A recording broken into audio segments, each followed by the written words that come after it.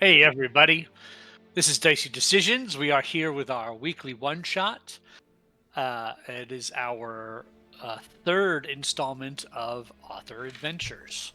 We're partnering with Zapwham Pow and doing indie authors, and they get to build their characters as Dungeons and Dragons characters, and then I run them through a one shot and see what mayhem we can come up with as we do this.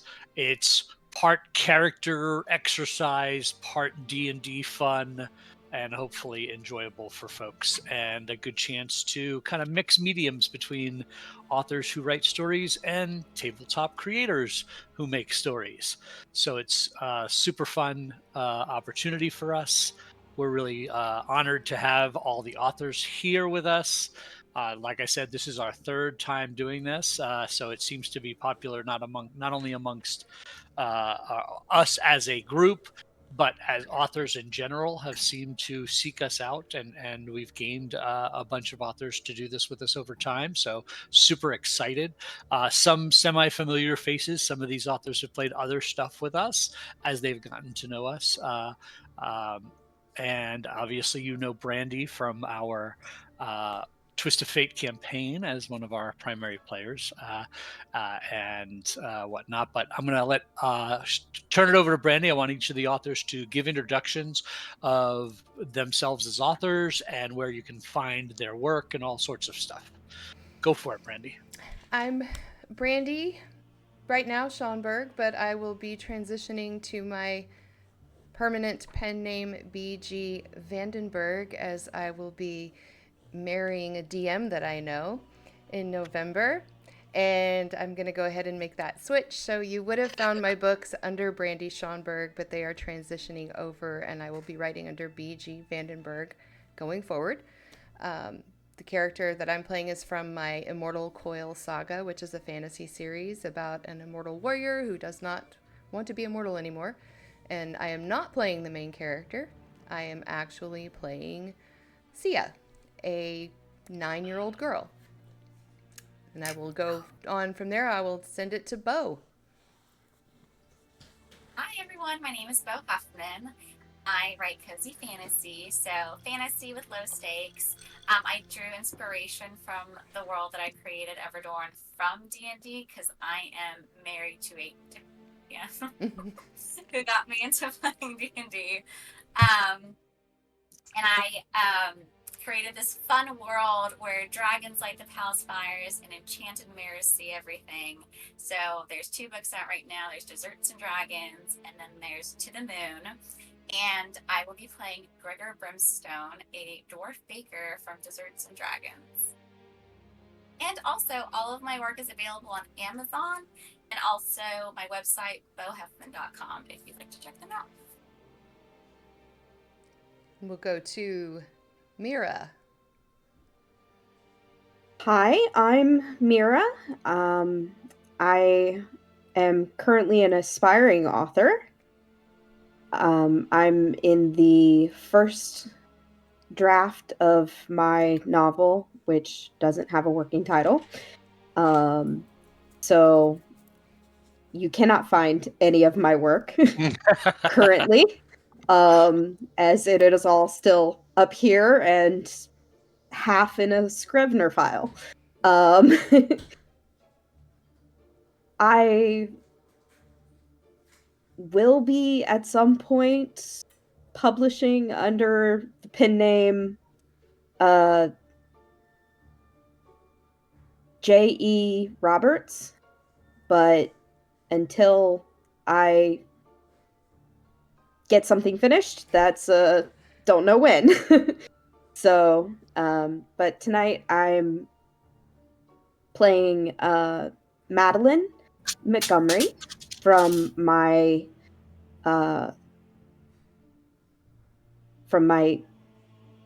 current work in progress, which is sort of an Angels and Demons academia story. So should be interesting. Sounds very interesting. And Crystal. Hello, it is I'm Crystal Pup. I write a lot of D&D and fantasy style fan fiction. I don't have anything published yet. I might at some point down the road, but that is a thing I have not figured out for myself yet. So we're gonna figure that out later. If you want to read any of my current work in progresses that I have posted, I am under the pen name Wolf Blazer on AO3. Take that as you will. But yes, I got all different kinds of work in progresses up in this brain, all D&D, fantasy, world related. And I will be playing Kerrigan tonight. He is a human paladin. Awesome. So, again, thank you all for joining us for this and bringing your characters to life in this way.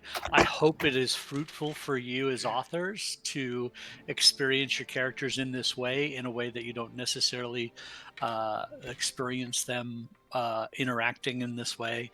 And at least we know we'll have some fun because we're playing Dungeons and Dragons. But hopefully there'll be some insights for you all that you take away from the game, and super excited to have you.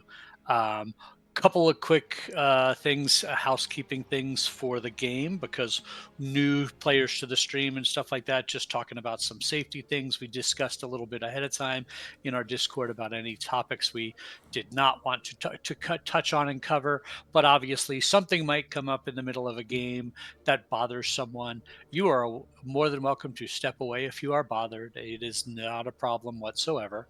Or if you want to stop the conversation, and we're going to just use an X symbol, put your arms up in the shape of an X, and that lets me know that wherever I'm going with the story is somewhere you don't want to go. We'll stop, we'll rewind a minute, we'll fix it, we'll move forward without any questions asked. No pressure, no issues. So just want to make sure everybody knows that they have that available to them as far as that goes, so that we all feel comfortable and safe playing this game that we love. Does anybody have any other questions or concerns before we get started? Nope. All right. So I'm going to ask the same question of each of you, but we will go around the table, as it were, one at a time. You find yourself shopping. What would that look like? Let's start with you, Brandy. What would that look like? Sia is shopping. And this is an opportunity for you all to give your character descriptions, to let us all know what we're seeing once we see each other and those kind of things. So use this opportunity to also describe yourself.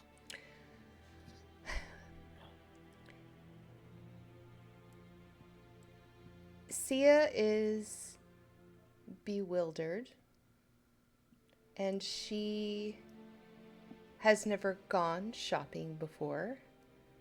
Everything she needed was provided on the ship. Master Oman fed me, and I got clothes. And then when Venelise took me and kept me, she gave me pretty dresses. She gave me dolls, and I didn't want dolls. I don't play with dolls. And she gave me everything I needed as well. So shopping is very new for me. I would be very careful with my money because I never had money either. And I would do a lot of just probably looking and feel very unsure about everything. This is very, very new for me. And what would the place look like? That I was shopping in? Yeah. Well, it would probably be, right now, it would be the streets in the Stone Reaches, the core compound, which means it's probably just food and weapons and maybe some leather. that's about it. Maybe the occasional armband or probably tattoo shops. I really want to get one of those. All right. We'll throw it over to Mira. Mira, your character, give a good description of what we're seeing, and also you're out shopping. What does that look like in your world? Yeah, so Madeline is half demon. So she has horns that are just little buds coming out of her forehead, little black horns. And then she has ears and a tail and twin tails that are like calico cat colored cat tails and ears. And she has long strawberry blonde hair. And she often wears a necklace that is like a black ribbon necklace with a bell on it that that hides her demonic features. So she looks like an average college student. Blonde, strawberry blonde hair. She's like 4'11". She's very short. Very petite. She has one very distinct feature about her that is eye-catching, and that is her eyes. She has heterochromia. I think I'm pronouncing that correctly. Where one is a pale blue and the other is a cinnamon brown. And for her, shopping would be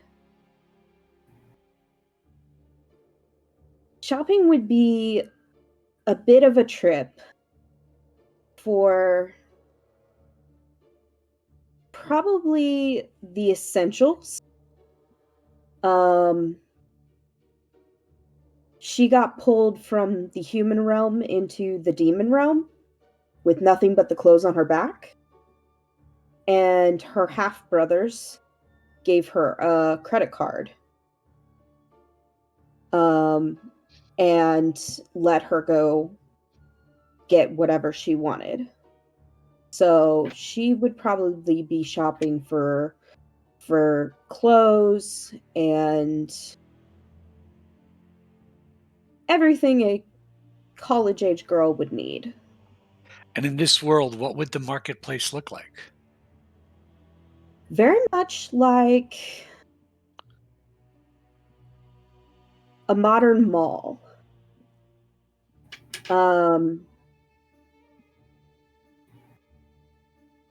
The story takes place in 2008, but the demon realm is far technologically advanced. So it would look like a 2025 mall with All right. smartphones and gadgets and Massage chairs in the middle. yep. Excellent. What up with one of those? Excellent. All right. Crystal, give us a description of Kerrigan as well as what Kerrigan's shopping experience would be like. So, you see walking down the street, he is about 5'11". He's got very broad shoulders. He's got kind of longer side brown blonde hair, and these like gray eyes. He is wearing this kind of on the heavier end scale mail armor, and he has a broadsword at his side and a shield. And on the shield, you see a symbol of Melora, the Wild Mother. And so he's walking through.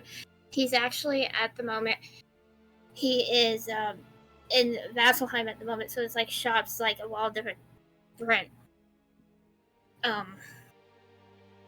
sizes, shapes, with all different things from A to Z. And at the moment, he would be looking for specific like herbs or like medicines or something that maybe the clerics would need or the priest would need of the temple. And that's basically that's basically, other than the essential shopping, that's what he mainly does as terms of shopping does. Excellent. And that, last but not least, Bo, could you tell us what Gregor's shopping experience would look like, as well as give us a good description of Gregor? Sure. Gregor is in dwarven years, translated to human years, about 25. So he's on the younger side. He's got red hair that he keeps very neat, and a beard that he likes to make sure is nice and trimmed and long, but it's always, it's edged very nicely. He has put on some weight since working in the palace, and he hasn't been working out as much in the mine, so he is on the, as he puts it, more muscular side. It's all muscle. And he is, everything he wants is in the palace. He is a head pastry chef, and he's gotten rather famous for his position. So when he does leave the palace, it's to get things that are unusual. The princess that he serves is on a very strange dietary restriction, so he likes going not on the main stroll of the market, but down the alleys where unusual ingredients are. And people recognize him. He's the only dwarf in the city, and so everyone, he seems very unusual, but everyone's seen him before because he became very famous in the mirrors during the baking competition that he was in. And so he's very jovial, he's very outgoing. He doesn't love the attention, but it's not bad for him. He is 4'8", so very average for a dwarf. But sometimes he has to kind of shoulder his way through people, and people turn, but then as soon as they recognize him, like, oh yeah, sure, they part ways for him. And he loves tasting things. He loves going to these strange places, and he loves smelling things. And these merchants love to see him because he's got plenty of money. He's never worried about money. He's the son of the royal dwarves in a mountain, and they didn't really have money. But then he always was like, wow, I didn't really think about, how what humans will pay for gemstones. And it turns out I don't really have to worry about money, and he's got a really cushy job. And so all of his vendors love him. They love it when they see him. They don't want to, upcharge him, but, they don't really give him a discount because they know he's going to pay it, but they always treat him like a VIP member when he goes shopping. So even though he doesn't have a lot of free time with all of his duties, he does try to get out when he can. Excellent. So as you all are in your individual shopping moments, please, each of you, make a perception check.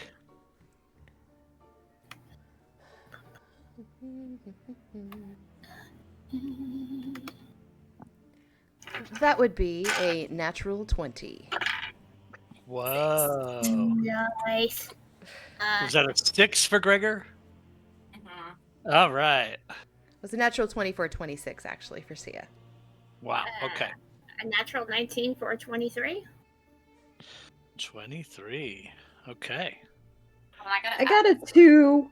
And a 2 for Madeline. no. Numbers. Hold on. You have to That add. one's to the 4. Hold on. Bo's got more numbers. What am I adding? Your perception. But what? It Is there a should be modifier? on your list of skills if you have a modifier.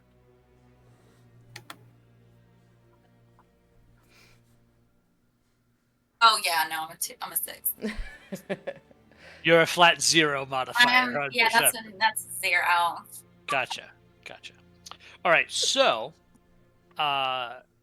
in each of your individual locations, somewhat surprising to both Madeline and Gregor, but from a distance for both Stia and Harrigan, you start to see a strange mist coming towards you.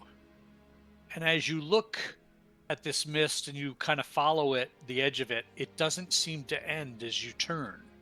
And it seems to be all around you, coming in and enveloping the market square, place, mall, etc. Um, for Madeline, I would imagine you're face deep looking at the new iPhone in one of those kiosks in the mall, right? Like, and then all of a sudden, there's with a roll of a 2, there's mist around you. And Gregor, you are totally soaked into finding these interesting ingredients, and you're down a back alley, so there's really not much mist to see until it kind of swoops down that alley and is almost on top of you. Is there anything anybody would like to do as this is happening? So Sia is going to immediately hold up her hands because this looks very much like the mist that she was taught to call by Regelth, and she is going to see if she can stop it or control it. It's the first thing she learned how to do, and more than being afraid of it, she's intrigued. And is there a spell you're going to cast, or are you Um, attempting to use an ability, or is this just exerting your force of persona? Probably just persona. So you see if you can connect with it. Mm-hmm. Make me a Arcana check.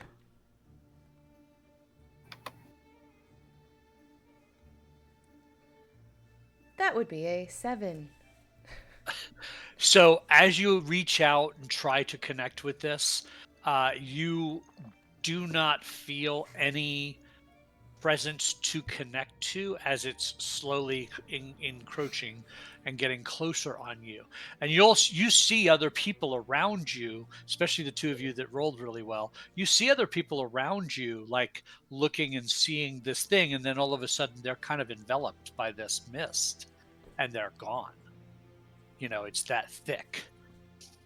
Is there anything anybody else wanted to do?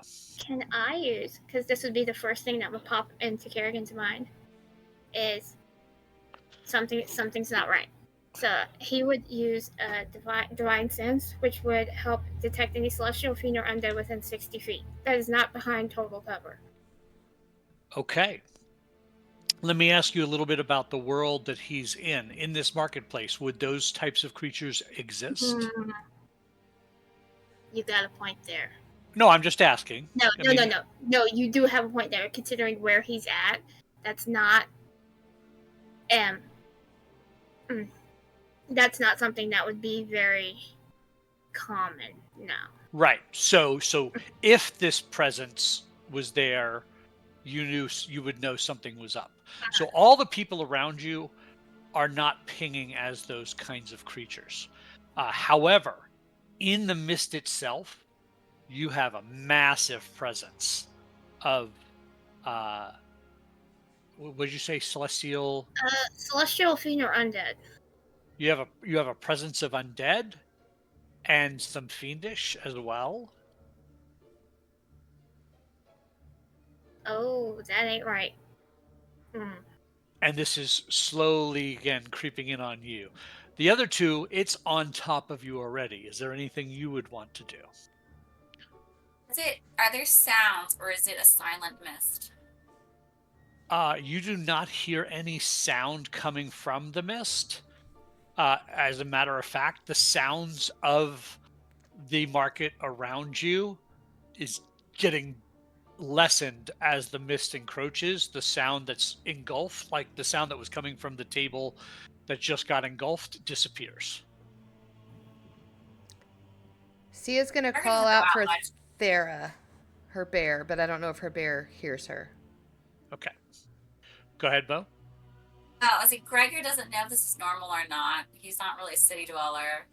So he's gonna shout, hey, Where did everyone go? Excellent.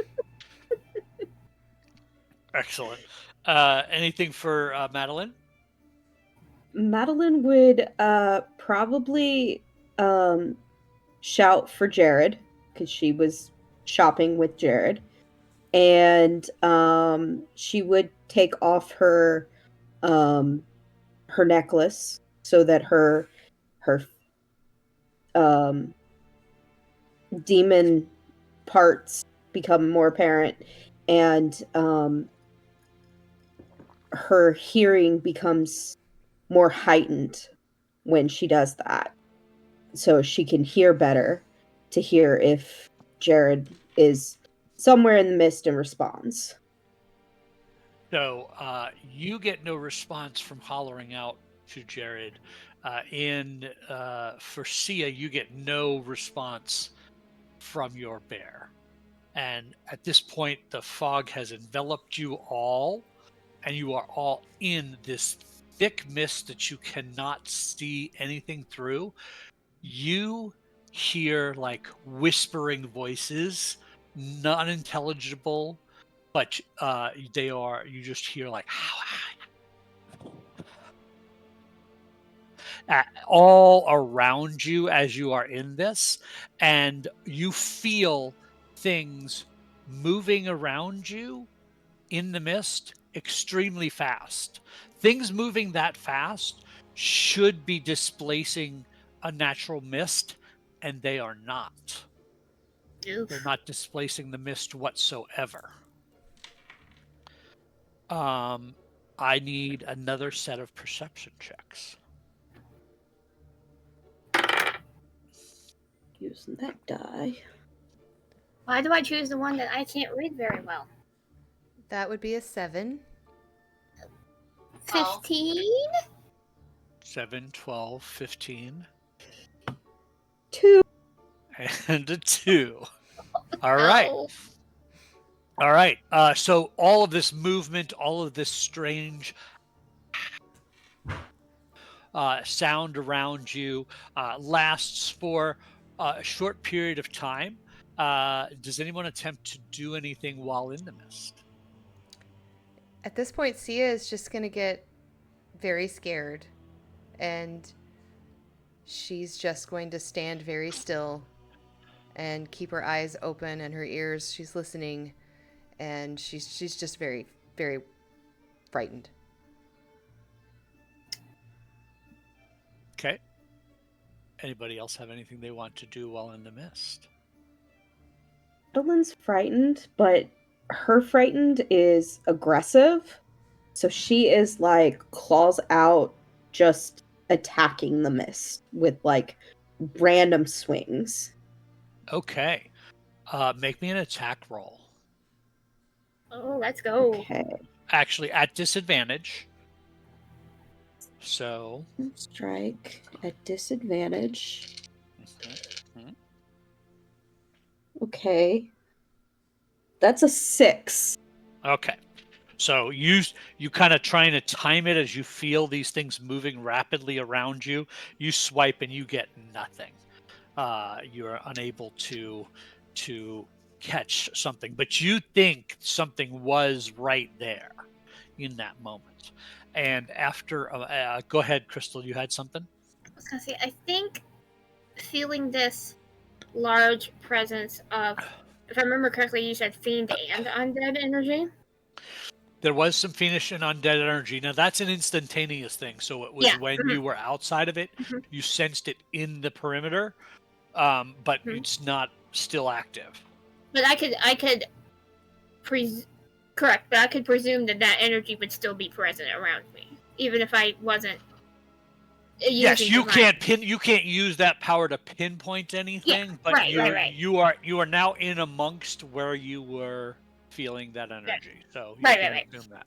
Understood. Becker? So you first. Oh no, I was finish what you're gonna do because I'm gonna do a spell. All right. Okay, fair enough. So he's going to try to take out his sword and see, and just make a sweeping motion from left to right to see if he hits anything, if there's anything solid to this energy that is here? Make me a swing. With Disadvantage. Yep. Oh, giddy gumdrops. Oh, okay, they're both the same number. Awesome. I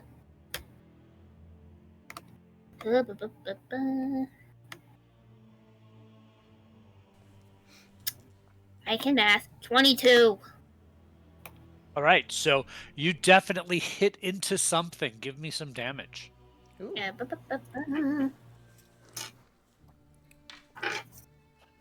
Ow! How do you roll d4s?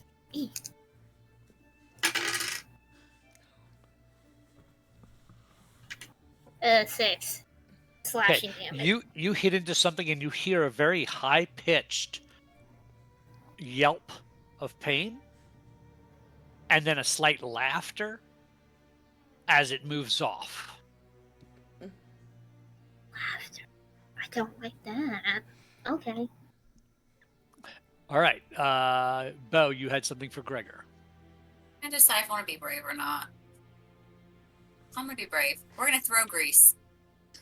Oh, all right. I always carry some bacon grease on me, and when I get panicky, I throw it out. Non-flammable grease covers the ground in a 10-foot square center on a point within range and turns into difficult terrain for the duration. So good luck trying to get me. When the grease appears, each creature standing in its area must succeed on a dexterity saving throw or have the prone condition. A creature that enters the area or ends its turn there must also succeed on that save or fall prone. All right. I love how you favored it as bacon grease. I adore that. Yep. All right. I assume somewhere like right in front of you. But you can't really see. Yeah. Yeah, so it's a 10-foot square in front of me, so panic drop it. All right. And the DC for the save? Well, where do I find that? Let's look. 1 second. You did send me. It should be on your character sheet. Let's see.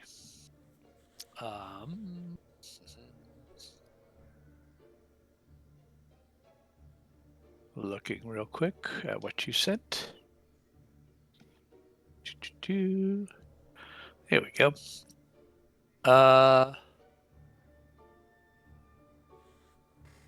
Spell save DC is 13. It's on your spell sheet. It's at the top, which is your third sheet. Okay, yes. Now I know where it is now. Yep. 13. No worries. All right. So one of these super fast moving things come whipping near you, and you hear it go yee as it slides through your grease, but it does not fall down. It seemed like it was actually very fun for it in that moment. Good bacon grease wasted. Water slide. And you end up, as you all are starting to have your reaction to this, the mist begins to dissipate. The movement stops first, the voices stop, and the mist kind of dissipates very, very fast, rapidly around you, opening up into full cleared, and you are now in a nighttime environment in a market square, unlike any that you were in before. You are in a marketplace that looks like it is maybe a moving caravan type market that has landed in this town square. So it looks temporary, like a temporary marketplace. And in the distance, just past the market, you see out in a giant field outside of this village, a big tent, like a circus tent of sorts, and you see several other smaller tents around it, and you are all standing there amidst this market. Now, before, if you were standing, let's say, I'll use you as an example, Gregor was standing looking for rare things. strange and rare things. But in a normal situation, you were finding some rare food ingredients perhaps to cook with. And now you're standing in front of a table that has like little jars with creatures in them, very, very strange looking things. And the clerk that was behind the counter before looks similar, except they have a darkness to their face and um, a kind of a melancholy nature to them, and they seem a little bit more withdrawn and less personable than the person you were just talking to. And the same kind of vibe and feel is true for all four of you. So whoever you were talking to, maybe Sia was looking at some leather work, and now you're seeing strange leather with spikes sticking out of it, and it looks very much different and more, a little bit more grotesque or violent in a way that was not natural looking to you. You know, now the technology you were looking at is completely gone. You are holding in your hand, instead of an iPhone, you are holding some sort of gear-like contraption that looks like it is meant to possibly dice food by the press of a button. It's very strange. It's more mechanical in nature, but it is a technological advancement, as it were, different from the world you came from. And then, what would any of you like to do? Sia is going to let that fear is going to manifest, and she does what she does when she gets scared, and she loses a little bit of control, and she's going to use the sorceress burst. Just to whoever's standing in front of her. It's her fear reaction. Okay. So, whomever I am standing in front of, unfortunately, is going to do this. She can't help it. She doesn't have very much control, but she has a lot of power. So. All right, make that roll. Are you gonna light my grease on fire? That would be a 15. That will definitely hit this clerk. And because it's one of the two first elements she mastered, she's been surrounded by water, so her knee-jerk reaction is to actually do fire damage. Okay. And that's 7 points of fire damage. All right. But she's going to yelp when that happens and look very like, oh my gosh, what have I done? I believe those are all supposed to be higher damage because you are 8th level. So those should be 2d8. Oh, well, let me just roll another one then. D8? Yep. It was a D4. Fire? From Sorceress Burst. Oh, 1d8. Okay. I'll do one more. That's how I got a 7. Duh. Oh, so she rolled an 8 on that, so that's 15 points of fire damage. Okay, so you set this clerk completely on fire. And this clerk, there's someone right by that tries to put them out, and they are burned to a husk, completely dead. I'm gonna turn around and run. Okay, you run away.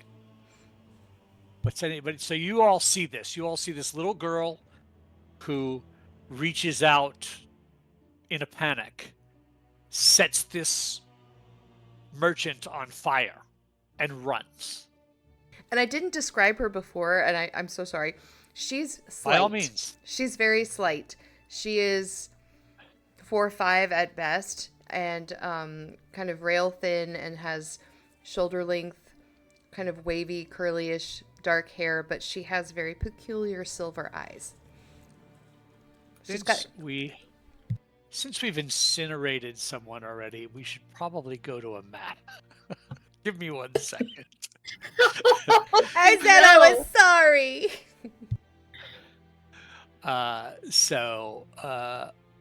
I have you guys here on a map at different stalls, as it were, and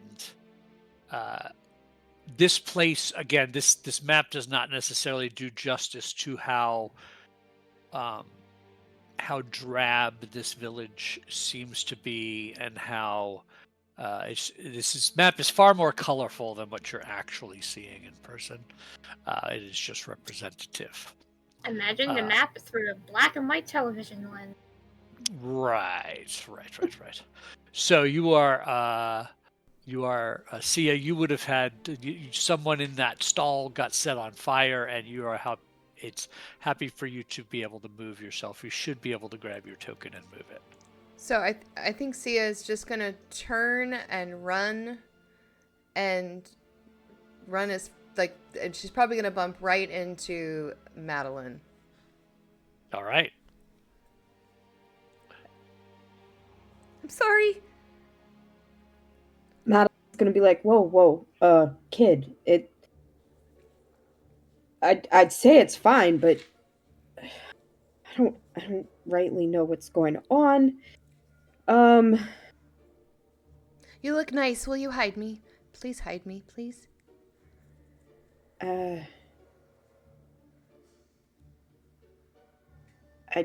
I can try. I'm just gonna stand behind you. Okay. I can't really hide you very well, but So I'm gonna hide behind as best I can. Just kind of cower behind Madeline. Okay. Gregor's gonna look at his clerk and say, "Better give me a good price on this, or you're gonna end up like that guy. I pick up the jar. What do you sell me?" There's some tentacles in a jar. It looks like they're jellied of some kind. Is it edible? Everything's edible. Great. Here you go. 2 copper. Oh, here you go. So you reach in your pocket, Gregor, and your putty's missing.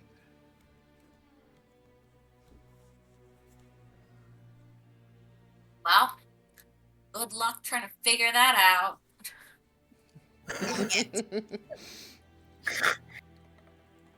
Noted. Well, since he got such a good price, he's gonna go see what's over at that tent. Because if everyone's going to that tent with Madeline and Sia, they better have some good stuff for sale. All right.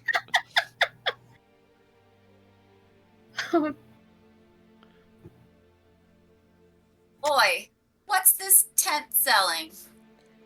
He asks Madeline. Madeline's like, to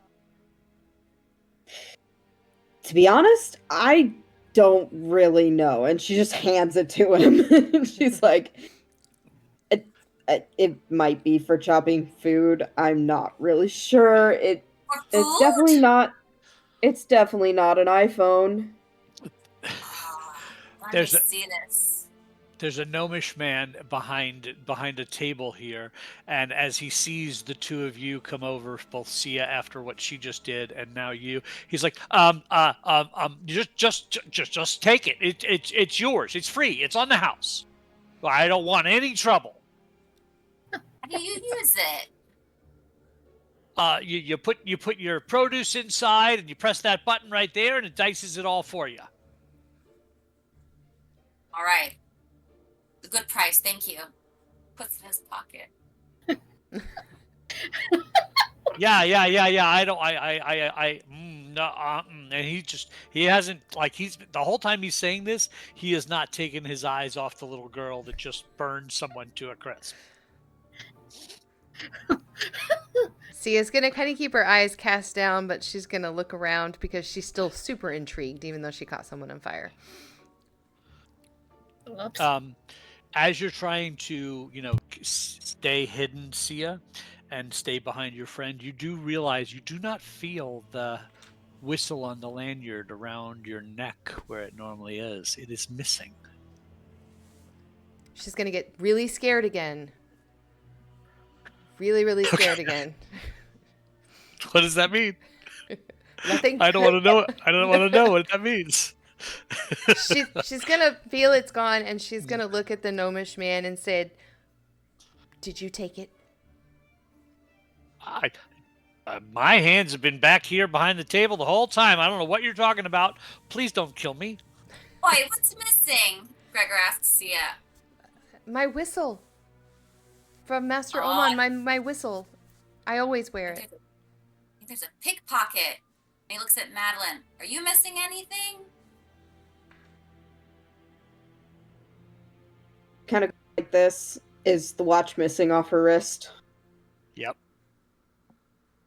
She goes and grabs her wrist. Goes,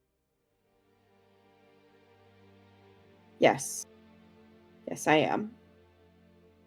And she gets very upset. Like, visibly upset. Right? Okay. I think you two are hungry. Look around. There's some good stuff here. I've never seen any of it. And the guy said everything's edible. And I can now put it in this magic processor and make something good. Come on. So, yeah, Sia's gonna take some comfort in the offer of food because Gregor feels safe and caretakey. It also smells like pastries. Yeah. Is there like a food vendor? Like a meat stall? Oh yeah. Yep. So I'm going to corral him over.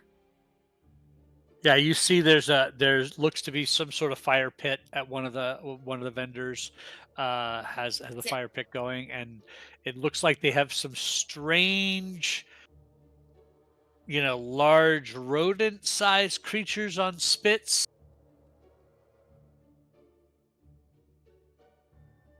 They never put enough salt on these. And he buys 3. Okay. So you go over, and the clerk there is just this a little old woman who just kind of gets 3 of them ready for you and says, "That's 3 copper, dear." Here you go. And as she turns away from you, she goes, "Salt is expensive," and just kind of turns around. Put it in everyone's hand. Just try it. You don't have to finish it. Sia is totally gonna go chow down. It's Madeline's looking at it like it is you just handed her roadkill on a stick. That is exactly what it looks like. Oh no! It doesn't smell bad. But it has been roasted, correct? As long as the internal temperature is 145, and I can tell. Grease stains already coming down Sia's face. She is just.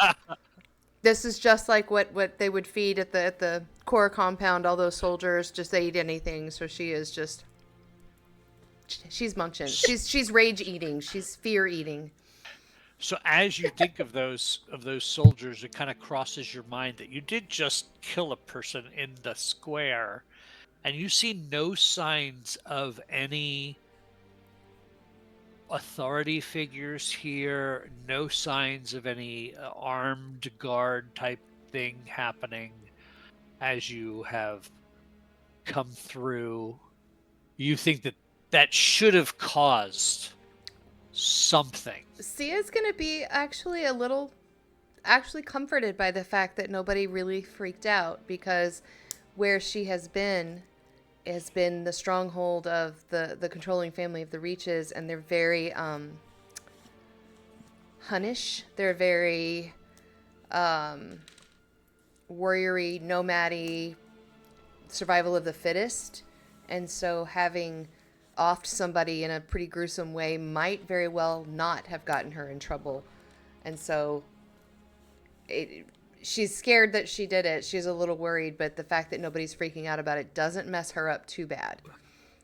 It's feeling a little more familiar for her. Gregor leans in and whispers, "This happens in the kitchens all the time." She's like, mm-hmm. Mm-hmm. And what is Kerrigan doing in this moment? I'm gonna assume, or presume rather, that since when he was like surrounded by the mist and he took his blade out, that he still just has it like in his hand. So Okay. as the mist like dissipates, that's what I was looking for. this poor this poor shop owner or whoever is in front of him just all of a sudden just sees this person in scale mail armor with a broadsword pointing towards him, and he's just sitting there staring at him, and he's just like, "What just happened?" Yeah. Take what you want. Take what I don't want no trouble. He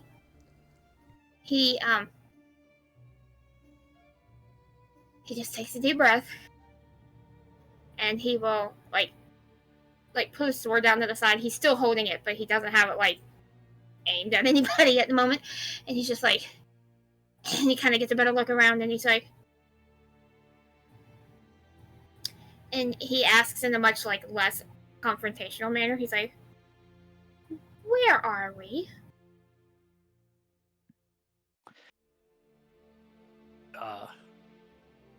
Where you are with the markets of the carnival, and he points to the big top tent. And he kind of he doesn't get it, but he'll just kind of nod anyways. and he obviously heard, what happened with the other merchant, and he just like gestures towards that area, and he's like, "Does stuff like that happen often around here?" He kind of looks and says, "Strange things follow the carnival, and the carnival follows strange things." He just nods. He's like, "Oh, how helpful," under his breath, and he's just gonna walk, and he kind of nods in like appreciation, for what he was told, even if he doesn't view it helpful. And he's gonna move. He sees the group of people. He's gonna kind of walk towards there, just to maybe they might have information that might be a little more useful. Yes, and it would be very obvious that the four of you are sticking out compared to the rest of the folks here. Everyone else kind of fits into this drab world, and you all have more life and color in your flesh and in your clothing and in your appearances than anyone else here. So Gregor's gonna flag down Kerrigan because they have a sword, right? Mm-hmm. Sword means authority in the kingdom. It's like, oh, boy, are you? We're looking for someone. We think there's a pickpocket around. Who do we report this to? And he generally you would report that to guards people. Yeah, you look. Not of this place. We really don't want to tell the guards anything. It's okay. I'll find it. No, don't tell anybody, because then I'll be in trouble. What? And he's like, what are we not telling people again? What happened? I caught somebody on fire. There's a kitchen fire. It's not a big deal. Clearly, it happens all the time. No one's coming over. But someone stole our things. And so we need to find them. Did they steal you? Did steal something from you too? And as y'all are mentioning like things missing, kind of like for a moment he kind of like takes like he'll put his sword back in its holster, sheath, what have you. And he'll just kind of like rummage through its like pockets and like looking away. Is he missing anything? Yeah, your coin that is always in the same place, wherever that is for you, is not there. And he's kind of doing like that kind of like that kind of like motion, and he kind of is like, what the hell? If it's not here, what happened? There's still the guards now. What a place. And Sia's gonna gravitate over to Gregor, because Gregor's got this, like, man in charge kind of feel, and kind of tug on Gregor's sleeve, and say, what do we do? What do we do? Well, you're not a guard. Gotta go find a guard. Do we really need to find a guard? Well, we need to find our missing things, don't we? Don't you want your thing back? Yes. So you have drawn a little bit of attention. There are a couple of vendors that have been into their cups a little bit, and they kind of laughing and chuckling a little, listening, overhearing your conversation.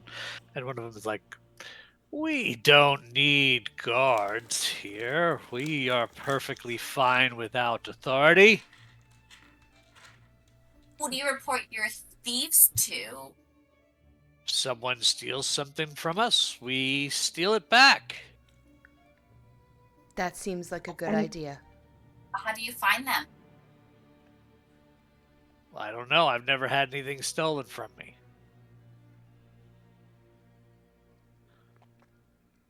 Well,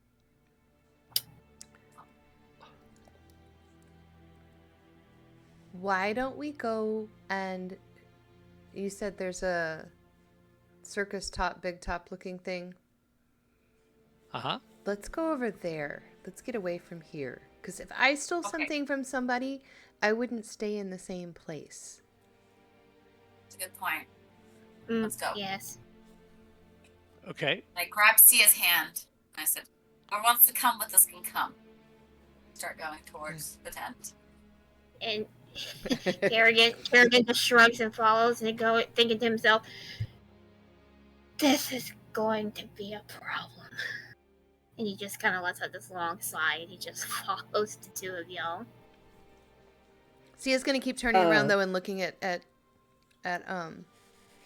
Madeline to see if she's coming. Madeline kind of like goes, and looks at, is it Kerrigan? Is that? Yeah, that's Okay. how you say it. She looks at him and goes, want a rat on the stick? He's like, I beg your pardon. She offers him the roadkill on a stick.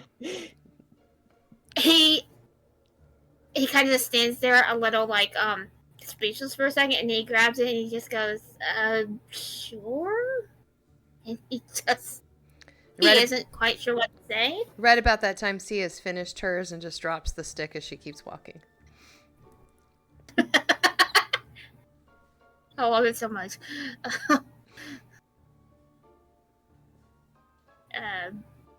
He just puts it away for now. He's not quite entirely sure what to do with this thing yet, but he'll figure that out as he goes, as with most things.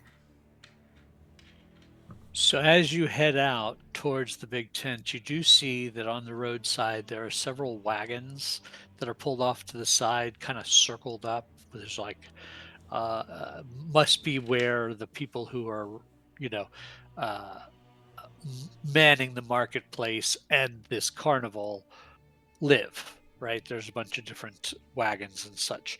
One of them has a large tent next to the wagon with a sign in the front of it, and it says, Madame Ava's Readings. I'm gonna start pulling on Gregor's hand. Can we go? Let's go. Can we go? What do you want to do in there? I don't know much about my life, and maybe they could tell me something. You know what? good a start as any. Let's go. Sia's gonna pull, like, kind of head that direction, pulling Gregor behind her. All right, where are we going now? I thought we were going that way. Well, listen, it's my day off. I got a couple hours. I'd like to stop by a pub at some point, but let's get this kid squared away first if she wants a reading. All right. Like, And then I whispered, do you have parents? No. Oh, well, dwarves don't sometimes either. Let's go. All right, so you head into this tent. Inside, you smell incense burning, see lots of different small candles and lanterns around the room. There is an ancient-looking woman, her skin like leather, sitting at a table. Her eyes are closed, and she just seems to be sitting there. Sia's gonna. She looks very, very, very much like one of the Suhon women that she met, and she's going to say Abba Stefa, and then she's gonna start speaking in Eorath, thinking that she's somebody from the Suhon tribe that she spent time with. As you begin to speak, this little woman's mouth kind of cracks into a smile as she hears your voice, and her eyes slowly open, and she looks at you and she says, "Come in, child. So Are you here for a reading?" Yes. Hi. Are you prepared to learn the truth? It's all I've ever wanted. Most people cannot handle their inner truth. What makes you think you are strong enough, child? I can make real giants appear out of my mind. I think I'm good.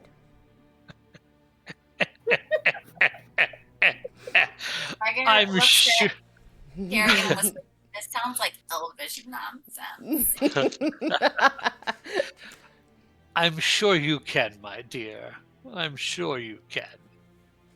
You can tell she does not believe that you have such abilities. Oh, poor lady. All right. Maddie's just in the back coughing her head off at the smell of the incense.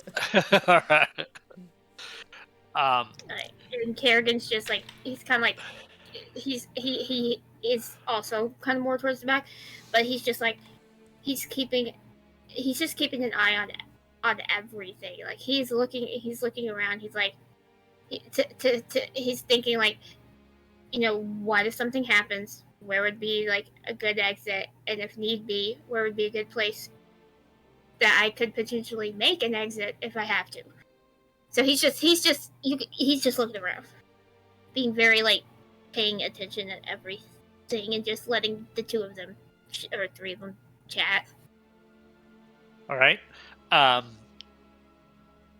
She looks at you. Now, child, what have you for payment? And this is when Sia like has nothing in her pockets, and she turns around and looks at everybody behind her and goes like, Gregor pulls out the tentacle jelly. Hands it to her. You send the tentacle jelly down. She looks at it and she goes, and she kind of grabs it and sets it aside for later. She looks very pleased. And she takes these cards that she's been shuffling and she deals them in the shape of a cross. 5 cards. First, my child, your past. What of history is important to you? And she flips over a card that has a picture of a horseman. Let's see if I can get this on the screen. Oh. Ah, the horseman. Oh. Your past is clouded in death and destruction.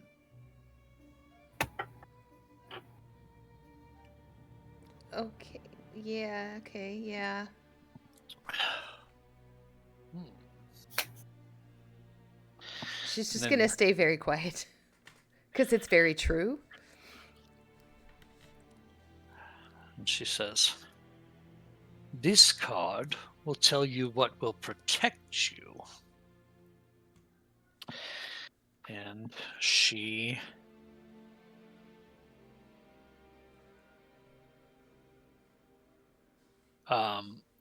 flips over a card, and it is the broken one.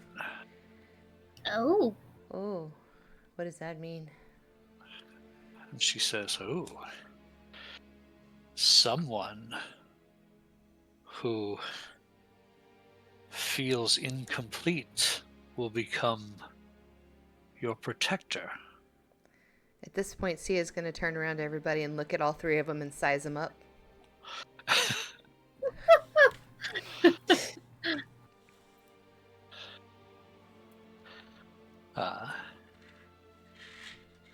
Then she says, where...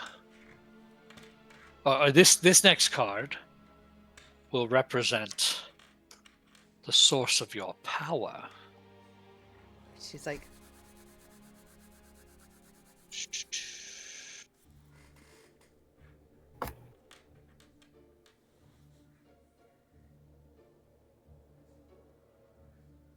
the source of your power. It is, he flips over, and it is the tax collector. Your power stems from being honest amidst a sea of corruption and dishonesty.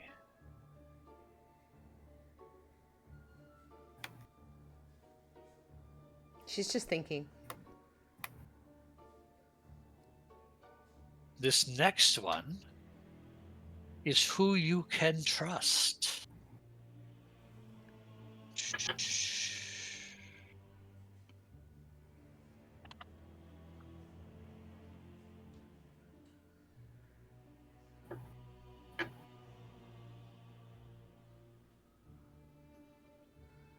And that one is... Ooh. It's the abjurer. Mm. Someone guided by logic and reason is someone you can trust. She's going to turn around and zero in on Gregor.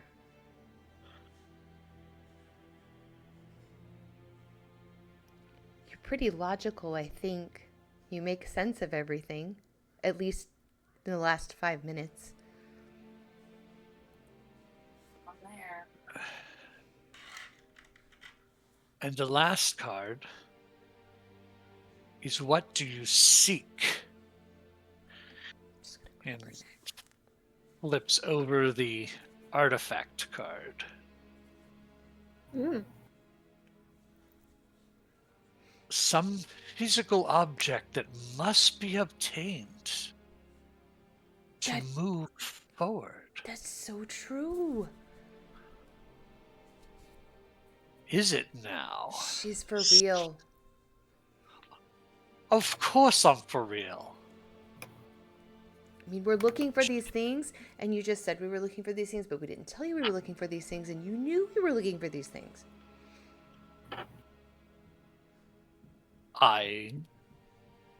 What can I say? The cards speak through me. Gregor rolls his eyes. Look, lady. We're looking for a pickpocket. Where's the pickpocket guild? Ah. So, are here not just for a reading, you're trying to seek information. I can tell by your clothing and the way that you, and she kind of sniffs, do not smell of this place, that you are not from here. Are you recently crossed over? Well, I'm from Everdorn.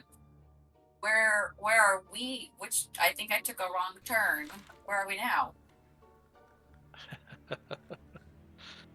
You don't know where you are? This isn't the Reaches? No, nor is it Everdorn. I'm not paying you a copper to find out. Either you tell us or you don't. Oh, I'm not trying to make money off of you. That's not what I'm in the business for. I simply am curious of where you are all from, and these places you mentioned are not from here. Tell me, how scary were the mists? Terrifying. Nothing a little grease didn't get rid of. Um,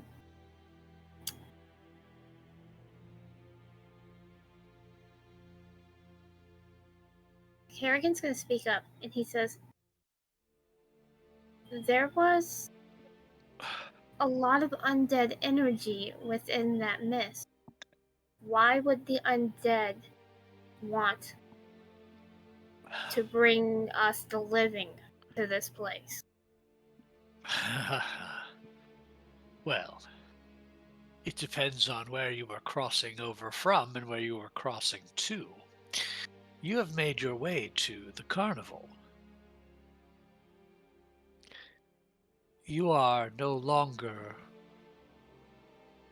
anywhere natural to you. You are in a domain of dread.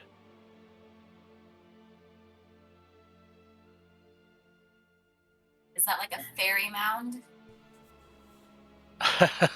If only. There are many fairies here. But this place is kind of the opposite of the Feylands. It is dark, it is sinister.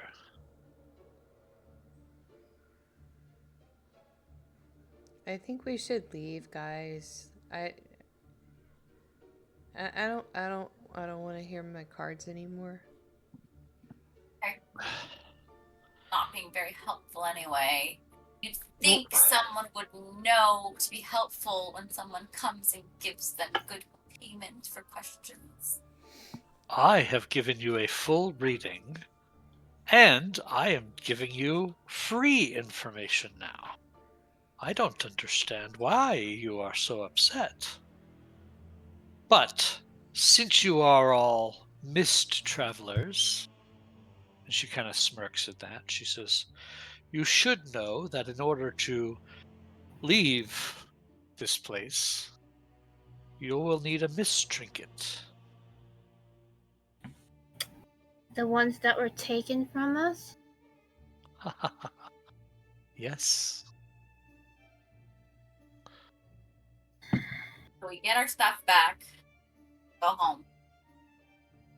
I somehow think that is much easier said than done, my friend. Well, Well, dwarves are known for finding treasure, so I think we'll be okay.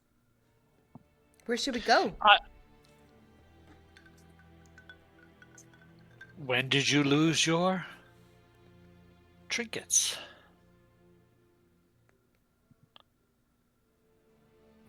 Right when we got here, I couldn't find my putty. I lost Where mine you- after no, just right after I got here. What about you two? Those are the facts. She needs the facts. And we'll just... Right after I caught the guy on fire. It was a kitchen fire.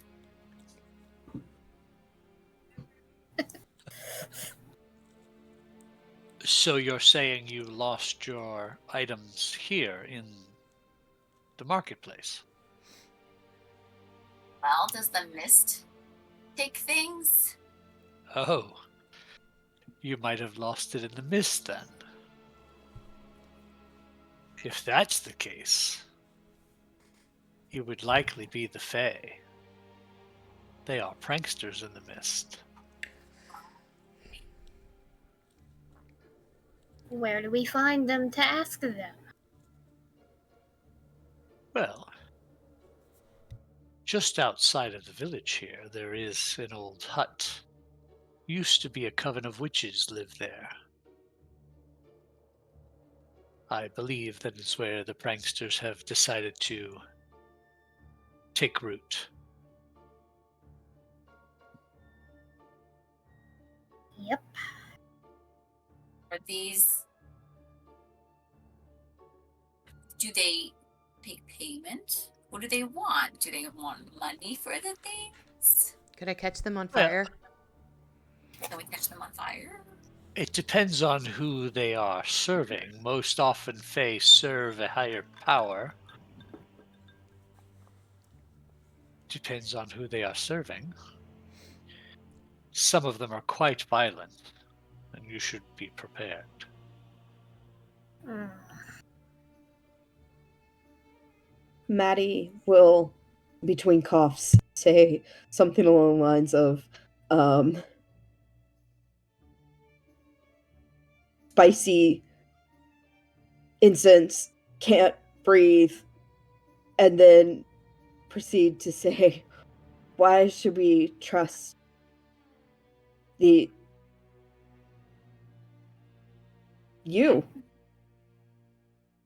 She waves her hand, and the incense all filters out the path of the tent, and it is clean air to breathe. Because I Maddie's like, am here to help.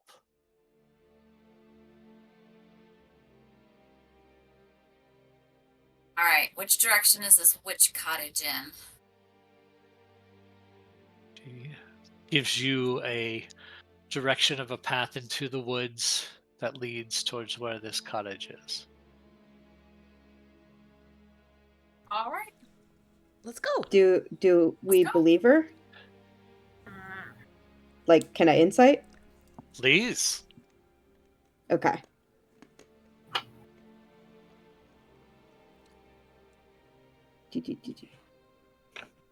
If I may, I would also like to roll an insight check. You also may. Sia's just gonna How about I- blindly believe her. How Says about I? Gregor, no authority. I think I probably believe her. I got an 8. Okay. She definitely is telling you the truth about where this thing is, where these creatures are, and their nature all feels very genuine. I got a 13. You definitely get the same vibe from that with the 13, but you also get the sense that she has a little bit of a sense of curiosity about the four of you.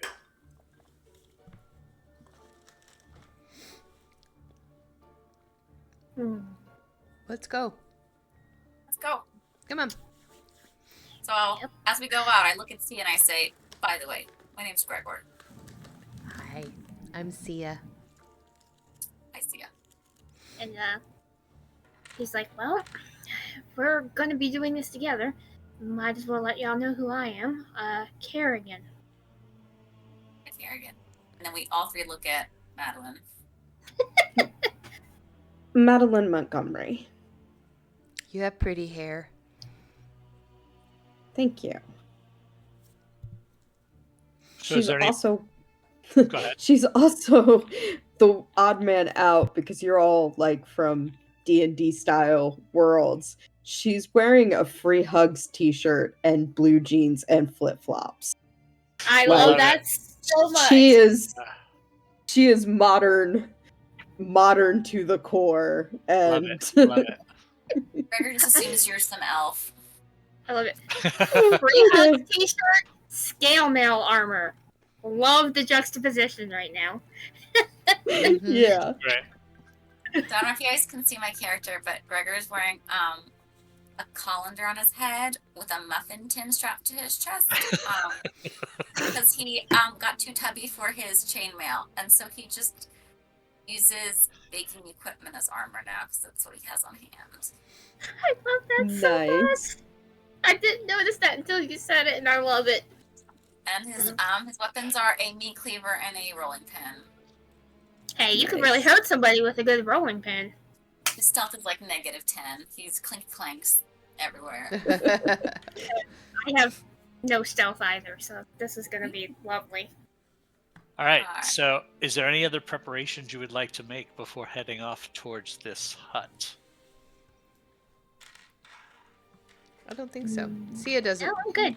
Sia's got sort of childlike oblivion at this point. She's just singularly focused on where they said we needed to go, or where the seer, whoever it was, said that we needed to go, and she just wants her whistle back. All right.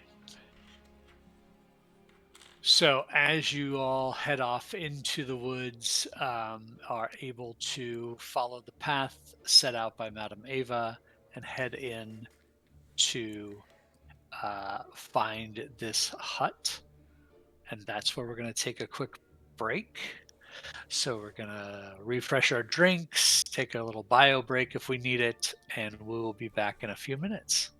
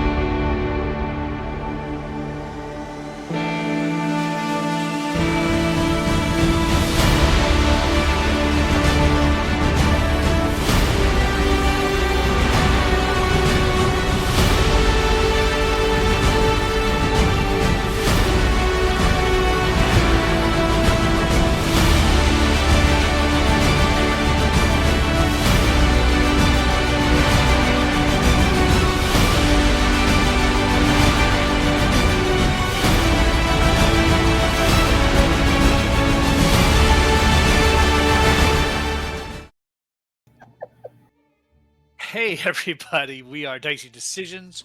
We are back with our weekly one-shot author adventures, playing with 4 indie authors, playing their created characters as Dungeons and Dragons characters. We're having a good time. At least I am. I hope they are too. And we are headed off into the woods to a former hut of a coven of witches where supposedly some fey creatures have taken residence in investigating where their stolen goods that each of them are missing has gone. I had asked, just making sure, double checking if there was any prep you wanted to do before heading into the woods proper. Nope. Sia's gonna rotate whose hands she tries to hold. She's very intrigued by Madeline's clothing, particularly her flip-flops. And she's just gonna do a lot of looking and nodding, and she's gonna rotate through everybody. So you make your way through the forest, and you know you are getting into what is obviously creepier and creepier terrain, and you come into this kind of pseudo clearing. You see this hut down this path in front of you. There are 2 creatures on the walkway, both asleep currently on the pathway. They look like they are supposed to be keeping guard or watch. However, they have fallen asleep. They are small, in almost gnome-like creatures with giant red caps, and look to have very strong iron boots on. What would you like to do? Perhaps we should avoid waking them up. Oh, we'll just walk right past them. Just be quiet. Are you suggesting we sneak? I am a dwarf. But you're wearing so much metal. Can you be sneaky? No. Let me I can disguise myself. I don't think I can. Kerrigan looks at Sia and he's like, "Are you talking to me or to him?" Well, you're both kind of clanky. Well, That is true. This armor is known for keeping me safe, not quiet. Sure, they're friendly. We haven't done anything bad. Sometimes that doesn't matter to people. Yeah, You're you the one can't with the just sword. assume.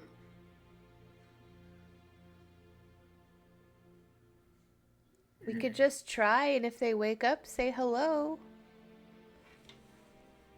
That is a point. We could always try.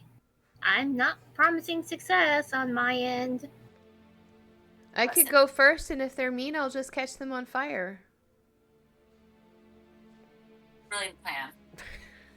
Venture forward. I put my rolling pin. You go. Run along, child. No, Kerrigan's gonna be like, I appreciate the thought and the idea, but the idea of sending, no offense, a child first, it doesn't seem quite right to me. Well, I was gonna say I could also go first. Burger just steps aside.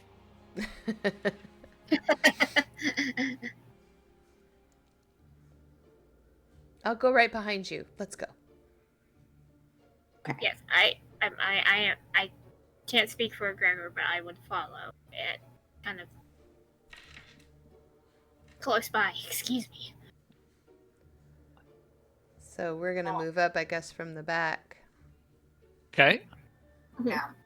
You are free to move yourselves where you are headed. I assume you are attempting stealth. Yes. Yes. All right, We are. go ahead. Go ahead and make me stealth checks as everybody moves forward.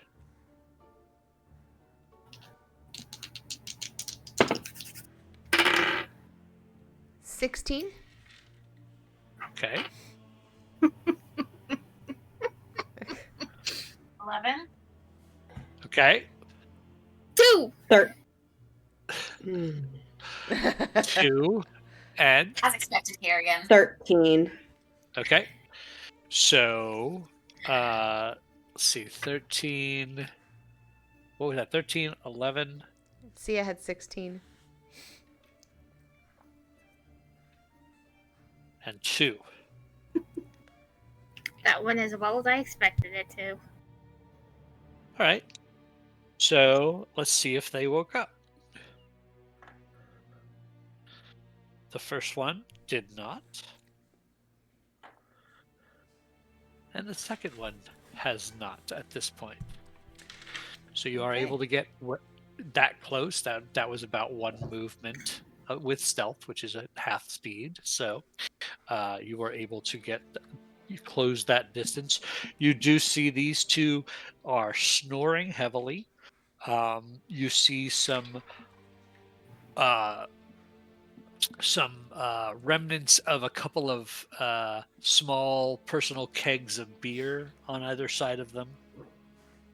So they are also probably a little were inebriated before they passed out. I think we should keep going. Should Mm-hmm. Yes. All right, if you're going to move closer, make me another stealth check. Boy. 15 for Sia. Awesome. 18. Oh, this is a disadvantage. Oh, shoot. Yeah, this is no! advantage. Oh, I still got a 17. 15. Natural 1! Oh no. All right, what is that modify to? I have a 0 modifier for stealth. All right, so it's a still what? 1. So I got a 15, a 17, a 1, and 15. 2 15s. 15. another 15. Okay. So that's...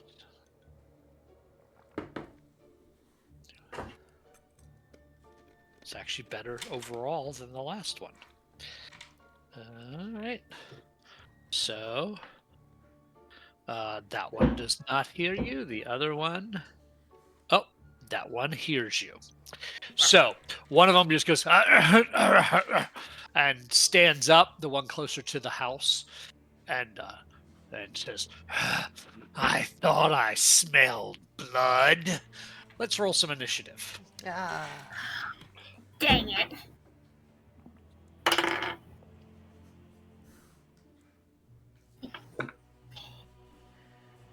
Sia got a 7. I got a 17. 10.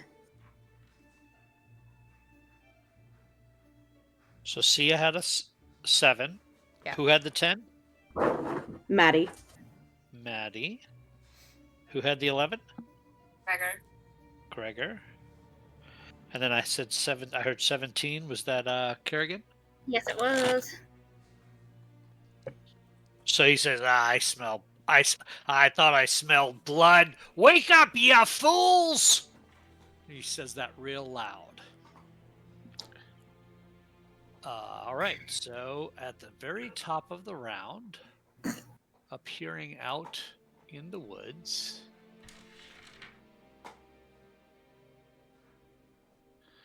two creatures, one on either side of the walkway, kind of come out from behind a bush.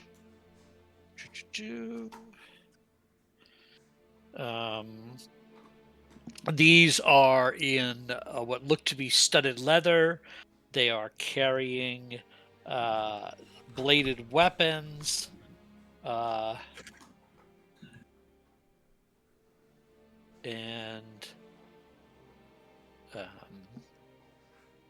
they move forward. Let's see, 30 feet. 5, 10, 15, 20, 25, 30. This one comes to there. 5, 10, 15, 20, 25. This one comes to there on Kerrigan. So this one that moved first will have to double move. And they look to be coming after Kerrigan in the back. I'm going to move you onto the square there. So the one had to double move to get to you. The other one, however, was able to get to you and takes a couple of slashes at you. Let's see. With their Bring it. scimitar. Does a 21 hit? Yes, it does. All right. As this creature slashes this into you with its blade, you feel like a dark magic emanate off the blade as it pierces your skin for a total of 7 points of slashing and 5 points of necrotic. So a total of 12 points of damage. Woo-wee! Its second attack, however, slices it in the air and misses you. And then, where? So I got to make sure I get the right cards. Where'd they go? Haha. All right. That'll take us to Kerrigan's turn. Okay. He feels the necrotic energy, and the strike. He's gonna turn and he's gonna face the one that attacked him, which was the second one, correct? Correct. Darkling 2. Okay. And he is going to hit with his broadsword, and then I'm also going to put in a first level divine smite. Ooh.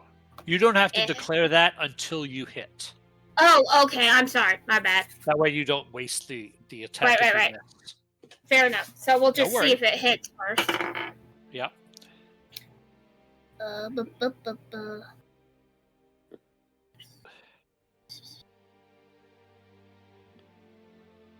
13? A 13 will miss. Dang it. Okay. But as a Atypical Paladin, you attack twice, I believe. Mm-hmm. Yes. So I will... the first one goes a little bit wide.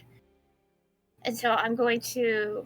as I finish, like, striking, and it goes at the bottom of the strike, I'm just going to kind of turn my wrist and go, like, upward in that same motion and try to attack it again. That should do it. That is a 23. That will definitely do it. Okay. So, let's see. That will be 5 slashing, and then for the first, where did it go? For the first level smite, it is 2d8. Ooh, nice. A question for you. Is this target undead or a fiend? This is not a fiend. Okay. So it's Or just undead. 2. Okay, so it's just 2d8 then. So it is 5 slashing and 7.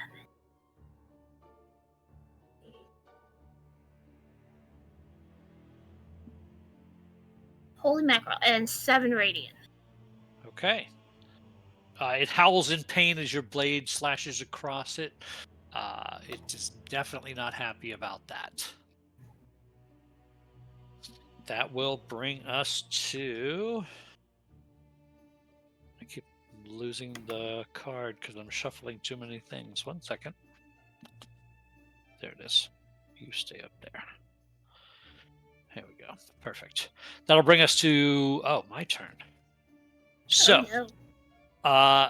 The same sensation as you felt in the mists as creatures move around you, were moving around you super fast. You now see the source of that speed as there are 4 tiny, tiny fey creatures that were likely the thieves who stole your items in the mist are dashing through this forested area. And let's see. So 5, 10, 15, 20, 25, 30, 35, 40, 45, 50, 55, 60 onto Madeline with that one. Will race up and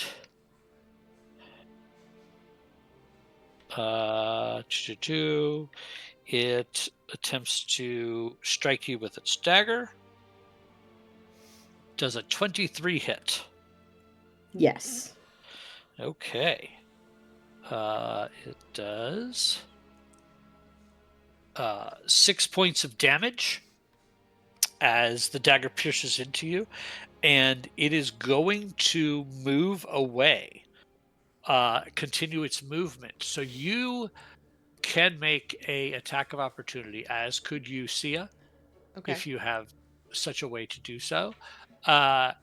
But because of its speed is so fast, it will be at disadvantage if you choose to make the attack. I will make the attack. I will cast Firebolt. I don't think you can cast a spell as Oh, an okay. attack. Not a problem. I'll throw a dagger then. There you go. Okay. With disadvantage. Oh, I didn't click it. Hold on 1 second. Oh, Hold, please. Disadvantage. Because this is a reaction. Yeah. So unless the spell has a reaction time, you can't cast Okay. it. I did 15. 15. It will miss. Oof. Dang it. Yeah. Okay. Speeding. Madison, if you wanted, you would also get a chance to make that same reaction attack roll if you wish.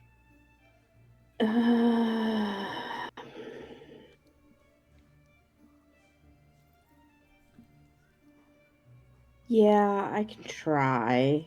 Okay. So it would be at disadvantage because they're moving so fast.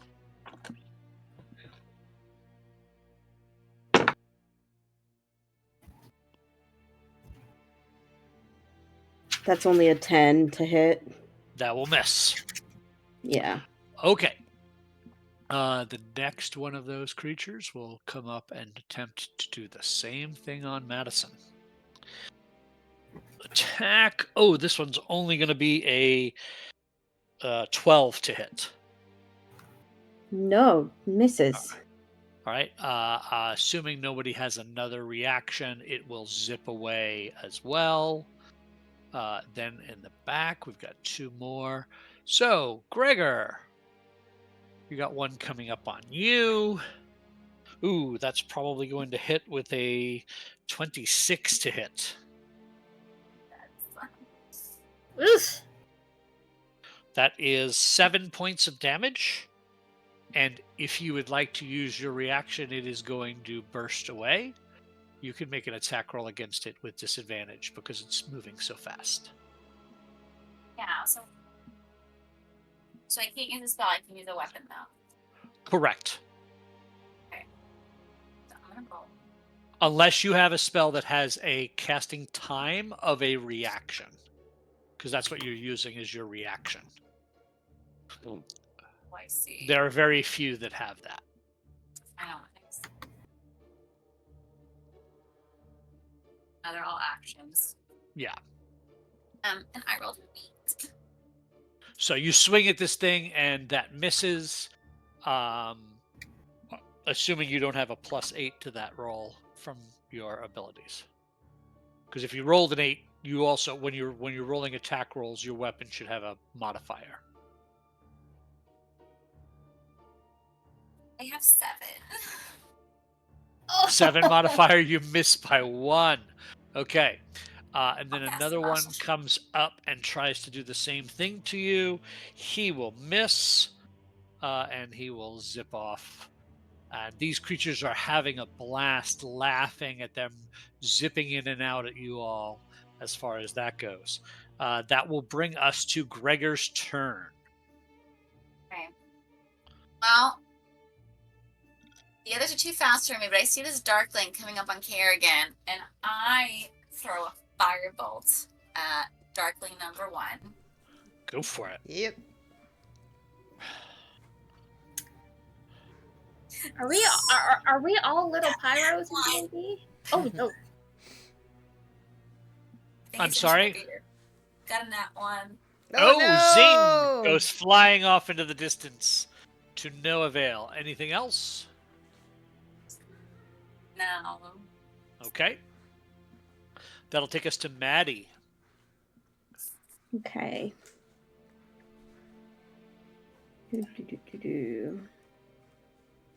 I am going to... This guy here, I don't know how to ping. Which one are you referring to? Redcap 2. Okay, yep. He's not asleep anymore, is he? He is prone, but he is not asleep because he hasn't moved yet. Okay. He is awake, So... but he is on the ground, which would give you advantage in melee against him, disadvantage in ranged attack against him. That's what I thought. Okay. I would like to step up to him. Uh-huh. And attack. Go for it. You have advantage on the attack roll because he is prone. Yep. You can't do it. Here is hoping that I can roll over a 10. Because I have not rolled over a 10 all game. Oh.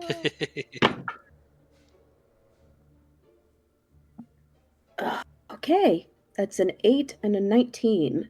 So that 19 becomes a 21. That will definitely hit. Okay. What does the 8 becomes a what? 21. No, the 8. The 8? What would the modified 8 be? it You said you rolled an 8, but did you add your was at modifier? advantage. It was at advantage. Oh, right. Never mind. I thought these were separate attacks. You are correct. No. The advantage hits. So 7 damage. 7 piercing. Okay. He As howls in pain. Maddie just walks up to him and says mischief, and her bracelet turns into a short sword, and she just slashes down at him with it.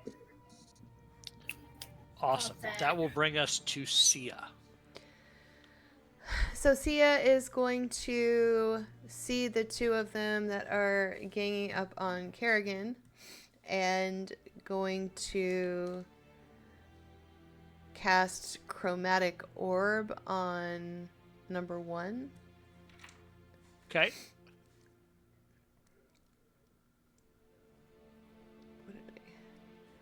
Does a 17 hit? No, it's an 11. On which one? The Darkling number 1? Yeah. That will miss. Okay. Sorry. It's okay. That's all I got. All right. That will bring us to the red caps. All right, this one on you stands up, Madeline, and he's got a very nasty-looking sickle in his hand, and he attempts to attack you with that.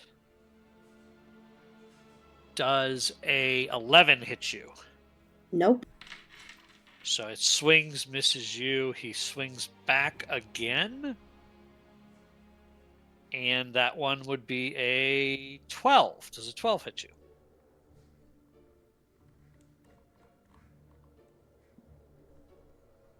Did a 12 hit you? No. Okay. So the 11 and the 12, he swings twice, misses you.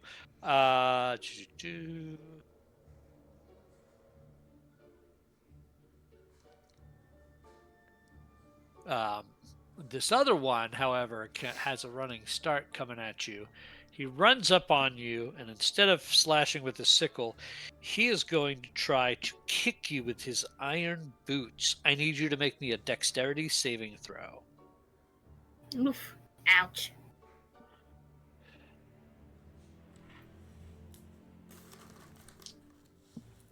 That's going to be a 19. Nice. So you dodge out of the way, and he does not kick you with his big, giant iron boots. And that's a really good thing that he did not. Okay, that'll take us to the top of the round. The two Darklings on Kerrigan. Let's see. Here we are. First one takes its 2 attacks. Does a 12 hit? A 12? No. So both of that one's attacks misses. Number 2 takes its 2 attacks. That one was cocked. The other one's the natural 1.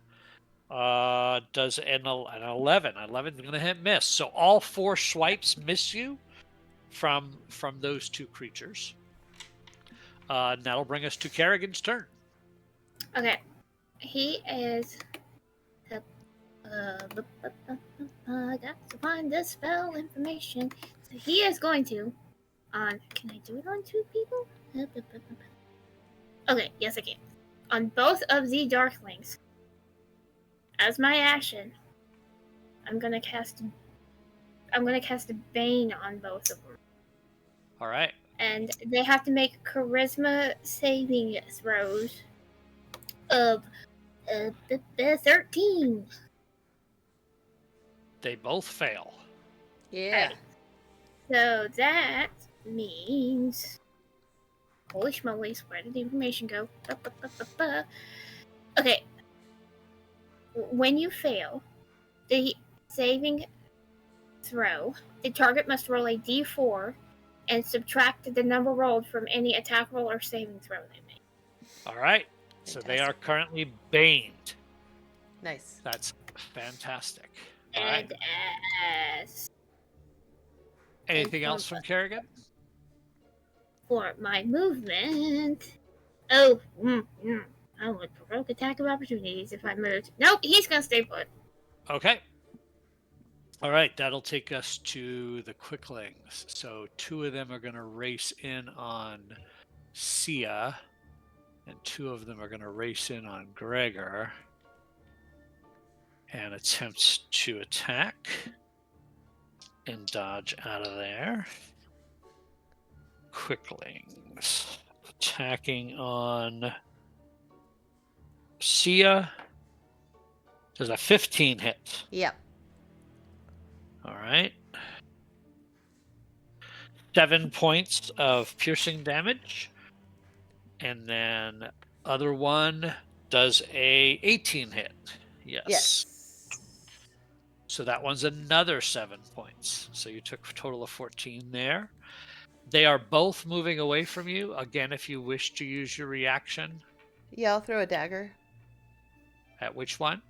Number 1. But neither of them looked hurt, so. Okay. So I will throw my dagger. Does a 19 hit? Yes. Fantastic. That's 6 points of damage. So number 1, Quickling. 6 points. He howls in pain as he races away from you. The other 2 that rushed up on Gregor each get their attacks. A 10 is probably going to miss Gregor. That one's cocked. However, does a 23 hit Gregor? Oh, we lost her. Uh-oh. She froze. But she's coming back. She's coming back. Okay. Hopefully she'll be right back. She touched the cord. That's going to be 6 points of damage to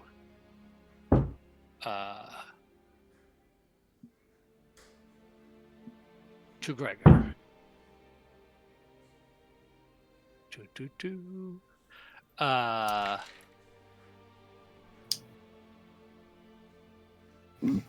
Excuse me.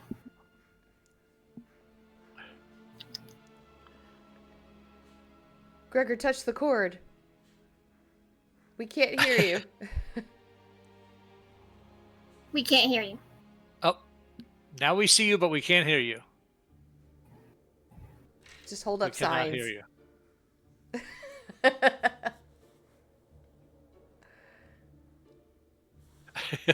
Hold, please. We are experiencing technical difficulties. I know we can hear you now. I heard the little hiss. Wait, yeah. Yay! Got you. Yeah. So that second attack, they were able to hit you for 6 points of damage. Only one of them hit you. They are racing away. If you would like to use your reaction and swing at one of them, you may do so.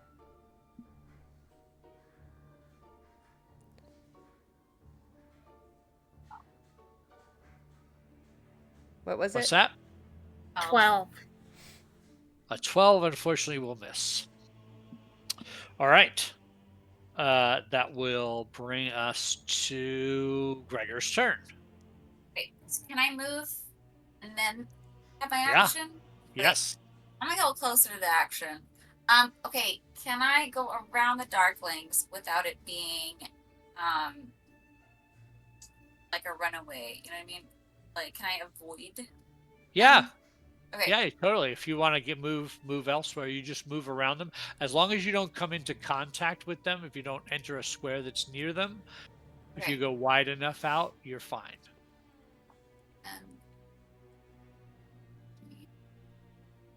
25. Okay. So here's what I'm gonna do. Those red caps are wearing iron shoes. Yes, they are. Appreciate if I heated the metal. Ha! Yeah. All right. Let's go. Artificer, go. Love that. They make a saving throw. Is that right?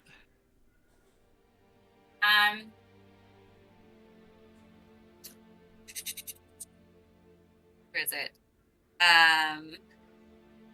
So they get fire damage, and until the spell ends, I can take a bonus action on each of my later turns to deal this damage again. It lasts a minute. So they take damage from it, and the creature must succeed in a Constitution saving throw or drop the object if they can. If they can't drop it, it has disadvantage on attack rolls and ability checks until the start of my next turn. All right. We love that. There's no saving throw. They just take this damage. But can I add points when I cast a spell, or no? Or no to add points? Can you do what? When do I add points? If I cast a spell, I don't add points, correct?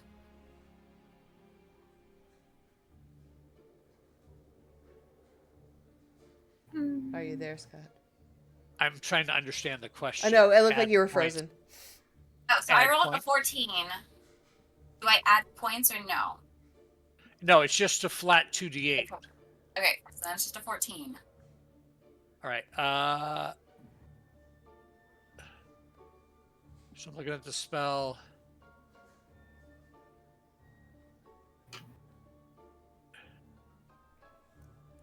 Okay, so you would have to do this to one of them. Okay, so I'm gonna get red cap 1. These are my Okay. line of vision. Great. So he takes 14 points of damage. And I what? Oh, I'm confused. Hold on. I thought I have to throw my d20 to see if it works, or it does work. No, these are automatic. You just literally look at it Oh, okay. and It's been a cause the minute since I metal to started. heat up. Wait, Now. wait. So you didn't get 14. Let me roll my d8 then. I have to roll 2 d8s then. I thought that's what the 14 was. Okay, go ahead. No, I roll was the 2d8s. confused. That was That's me okay. catching up on Yep. the rolls. No Alright, for worries. d8 now. Okay. It's 6 damage. Okay, so he takes 6 damage. Now here's the reading the spell description. It says any creature in physical contact takes the damage. Until the spell ends, you can take a bonus action on each of your later turns, so not this turn, to deal this damage again if the object is still within range. So if you stay within range of the spell, which is 60 feet, you can use a bonus action to cause it to damage them again. Now, if a creature is holding or wearing the objects and takes the damage from it, the creature must succeed on a con save or drop the object if it can. If it doesn't drop the object, it has disadvantage on attack rolls and ability checks until the start of your next turn. These creatures cannot take these boots off. So he has to make a con save to see if he is at disadvantage, which he is. Nice. He failed the save with a 7, so he is at disadvantage from the pain of his hot feet. That was a great choice. Let's That's go. delicious. Roasting toes. Yeah. stinky, roasting, ugly Phaetos. Ew. Smelled That's worse than so that rat you guys ate earlier. Hey, that was good. All right, that will take us to Maddie's turn.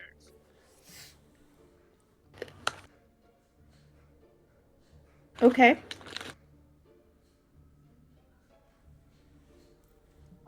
Well, it's my turn. There's 2 red caps right in front of me. Correct. So, Number one's at a disadvantage. Well, he'll be at a disadvantage to attack. Oh, Not- okay. Yeah.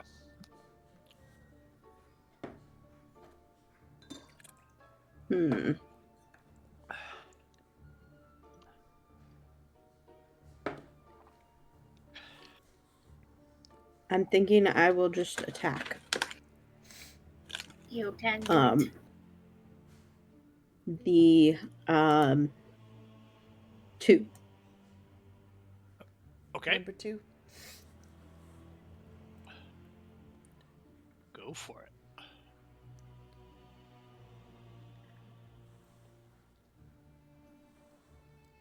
Does a 14 hit? That is exactly what you need to hit. Nice. That's 4 damage. All right.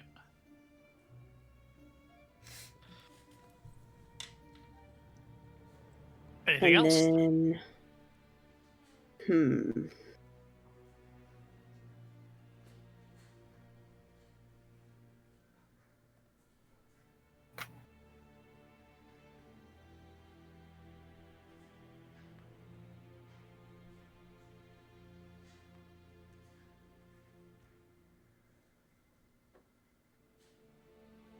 Anything else? As a bonus action, Uh-huh. I am going to Bardic Inspiration. Oh, nice. Who's up next? That would be Sia. Yeah. How do you inspire Sia?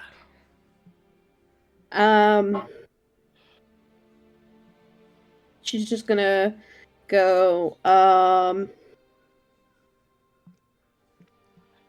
something along the lines of, okay, it's not that scary. Just, you got this, kid. Nice. And then, it's a D6. Nice. So you inspire Sia. Sia, it is your turn. Sia's gonna feel bolstered and puff her chest out just a little bit, like, yeah, I do.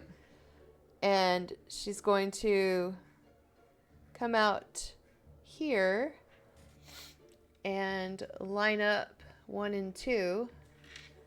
And she's going to cast a lightning bolt. Oh my word. Oh, let's go. Oh. Pow. Maybe, hopefully. Don't forget, you have other things that you might want to Yeah, think well, I about. know. No, I totally know. Okay. Absolutely. Okay. So, hold on. So this is says each creature in the line makes a dex saving throw. Uh-huh. The DC is 15. All right. So one of them's at disadvantage because of his hot feet. Hot feet. I love So it. That fails. The other one is not at disadvantage and also fails. They both fail. Okay, so let me roll the damage, which is a lot. That's 27. Holy mackerel! Roasty toasty. And Sizzle. 27 to each of the red caps. then she would like to Wild Magic Surge. Okay. And I guess I just roll a d20 for that one, yeah? Hold on a second. So you're forcing the magic surge? I'm choosing to roll. I can do it once after I cast a sorcerer spell with a spell slot. If I roll a 20, then we'll roll on the Wild Magic Surge table. Right. Okay. Then just roll a 20. Yep. That's a 17. Okay. So that does not kick in a wild magic surge. Okay. But All I right. did do 27 points of damage to both of them, so. Yes, you did. They both look really bad. And I'm just going to be Ah. like, thank you! See, I can't do it! This kid. All right. That would be their turns. They did not like that at all. So if you would like to take an attack of opportunity, Madeline, the red cap number 2 is racing over to try to stomp on Sia.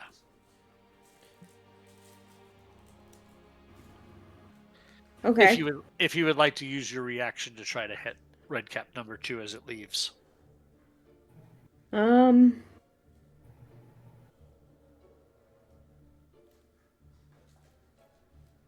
Shank him. Yeah.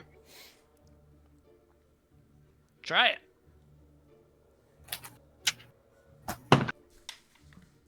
That's gonna be a 14. That is what you need to hit. Roll your damage. Take him out. Ooh, Take him out. 8. 38 plus 8 Haha. is 46.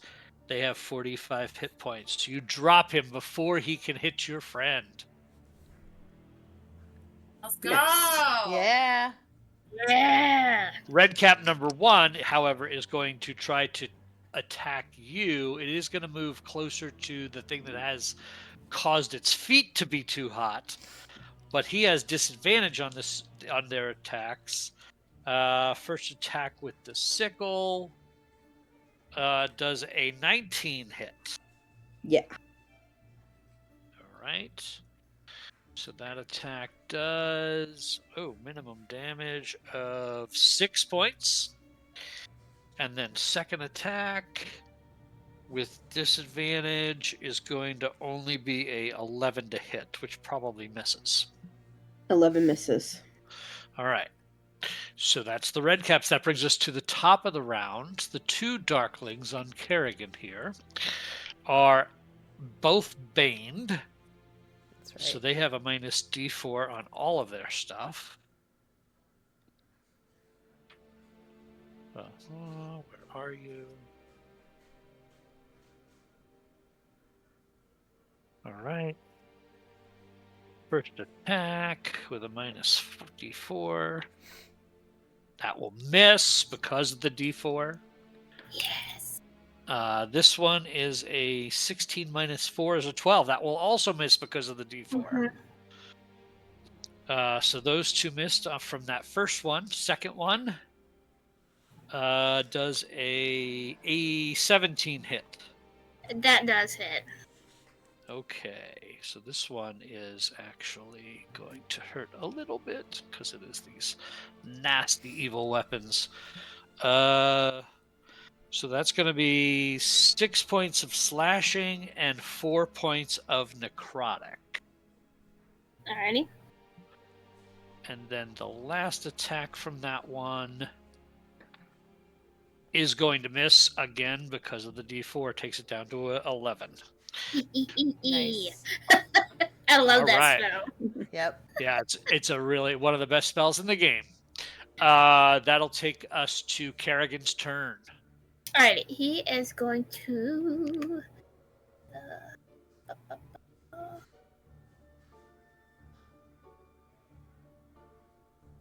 He is going to.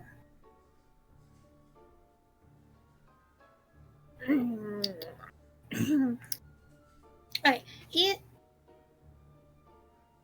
I've been attacking the second one, correct? Like the. Number 2 is the one that has damage, correct? Okay. So he is going to take both of his attacks, and he's just gonna go from like left to right with the first one, like across like its torso, where that would be. So Okay. we are going to 22. That will hit.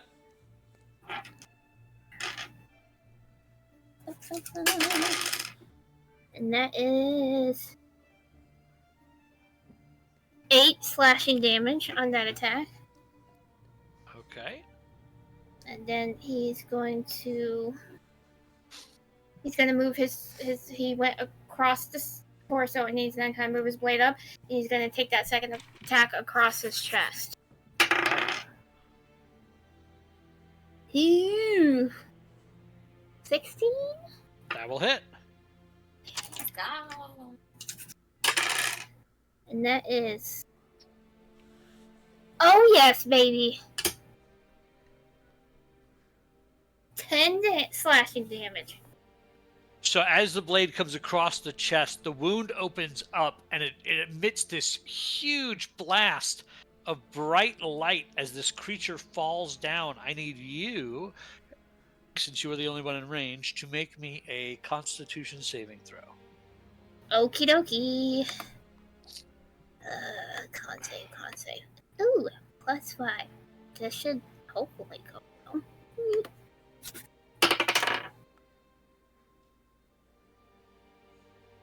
I jinxed myself. 11. 11 is the DC. You are fine. So you put your arm up just in time, so you do not take radiant damage or are blinded while this creature basically explodes in light. Nice. Nice. All right. That will be. Oh, did you have anything else, Kerrigan? I am going to stay put. Okay. Then the quicklings will go. Let's see. All right, I'm going to have 2 come up on Gregor again. And then these 2 are going to come up to Kerrigan. Soup.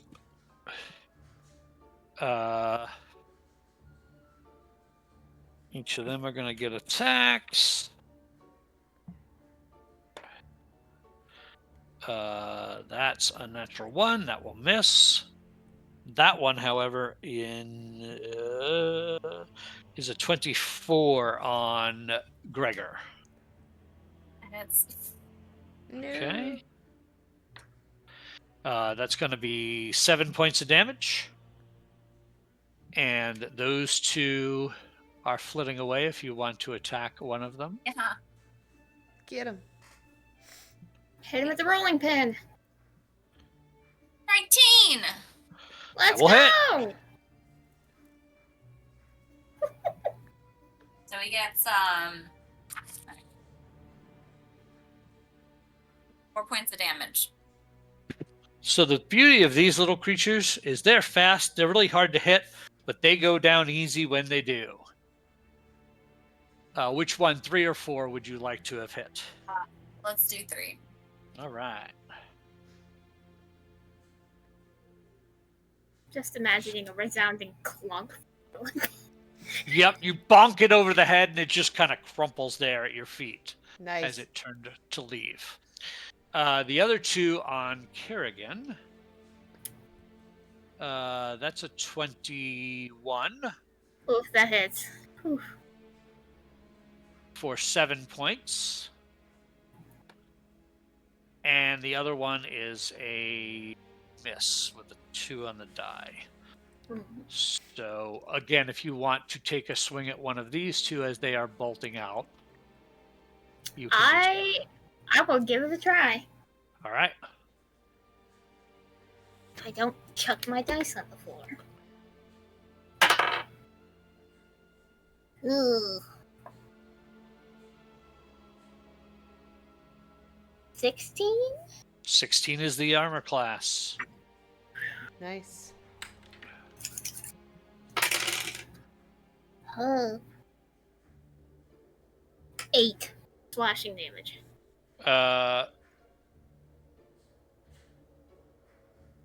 That will knock him out, number 1.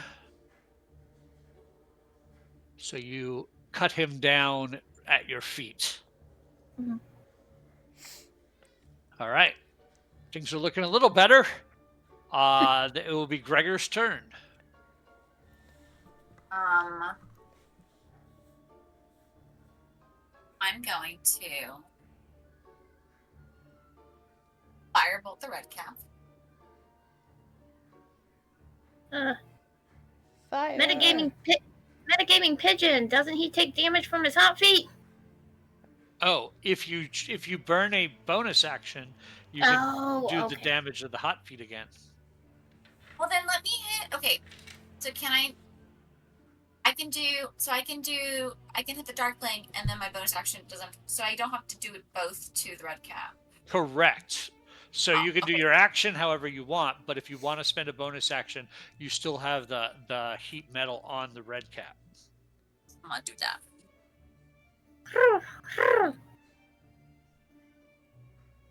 So I want to try dual 2-weapon fighting, but I don't know what the rule for it is. Okay. Let me look at your character sheet because you might have some things on there. Yeah, because he's got dual with the meat cleave and the rolling pin. Should be able to do both. Yeah. So you would get 1 attack with each. Right. One of them would be to get damage with your strength modifier if you hit. The other one would be without your strength modifier. Okay. So let me see if I hit him. Oh, you have the dual weapon fighting feat. Hold on, let me read that real quick. Okay. 'Cause that might change what I just said.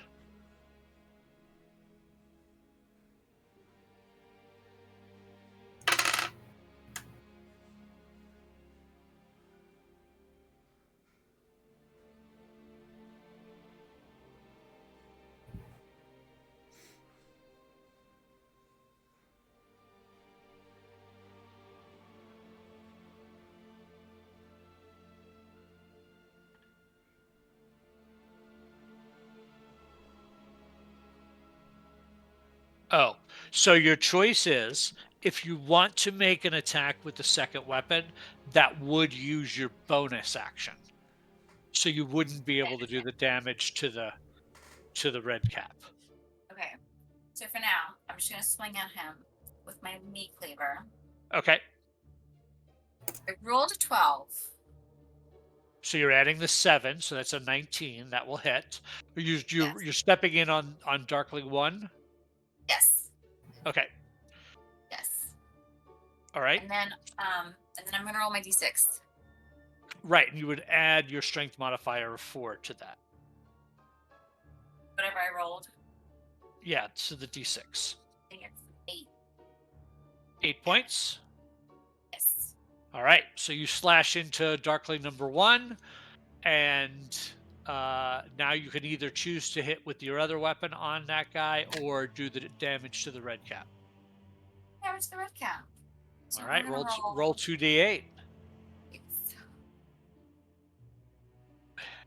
Come now.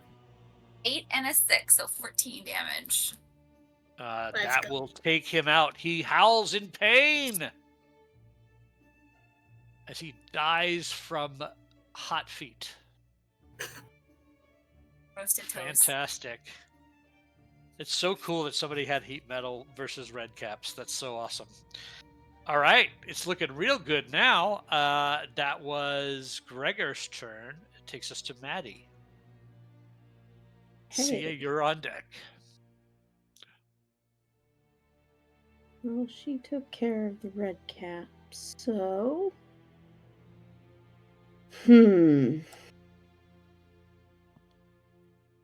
So Those with that fast plan, boogers are probably the biggest threat.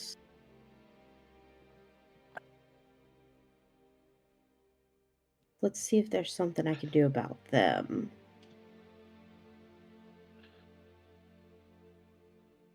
yeah,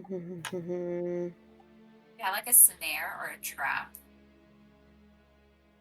So maybe if they come back, we can catch them. That's a good question. I don't think so.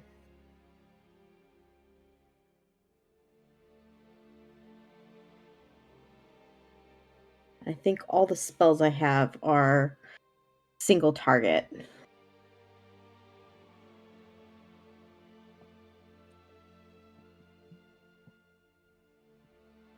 Or we can try finishing off the Darkling.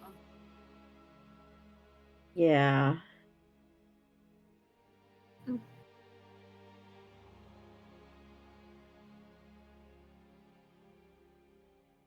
What would you like to do? I guess I would like to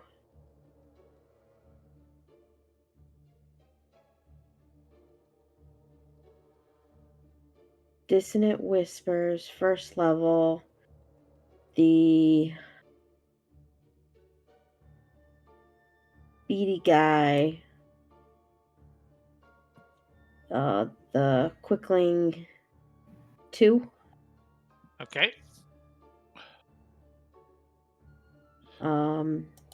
For that, I need you to make a wisdom save. All right. So he is Bane, so that's at a minus D4. And Oh, I need to be within 60 feet.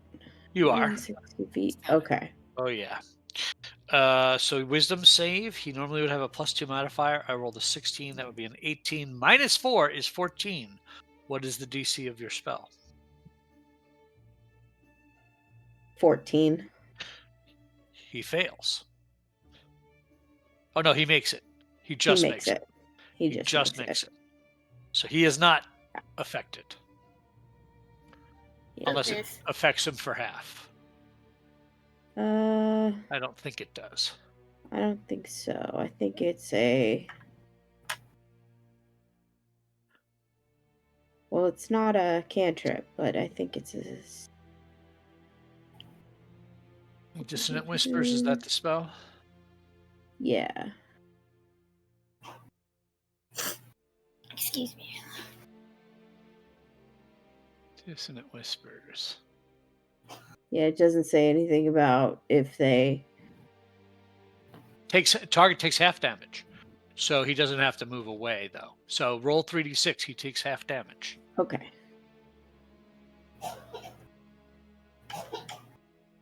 Okay, that's 11. So half of 11 is 6. 6. All right. Yep. Okay. You got it. Excellent. So he takes 6 points of damage, and that will bring us to Sia. All right. Well, Sia's feeling really confident now, and After that lightning bolt. fairly overpowered, and so Sia's gonna run over here. Wicked grin on her face. It's gonna be real funny if she fails this or whatever. But why not? At this point, she's going to cast Fireball Oh my goodness. on the little dude that's running away. Quickling Quickly 4. 4. Okay. Okay. And so All right. I'll center it right on him because he's the only one there. Sure.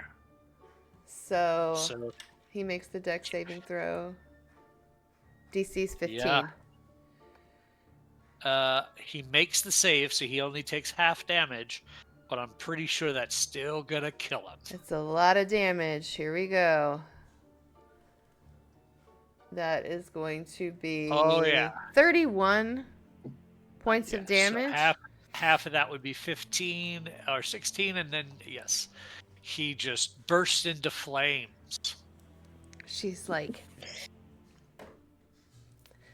"Look at me!" I'm glad she's on our side. All right. That will take us to the Darkling's turn, who sees the writing on the wall, drops his weapons, and puts his hands in the air. Kerrigan, it is your turn.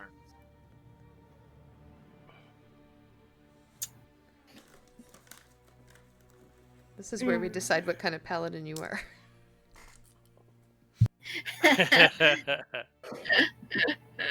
Yeah.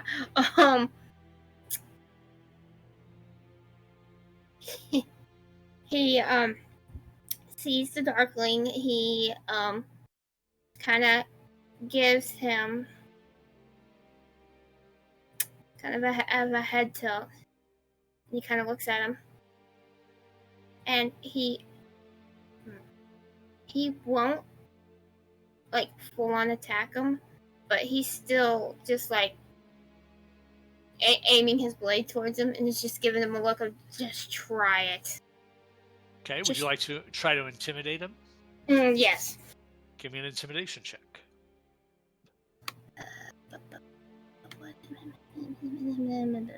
Okay. That is a 19. Yeah, so he drops to a knee and completely just supplicates himself to you in fear of being killed.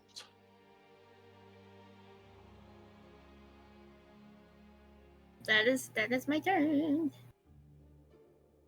All right.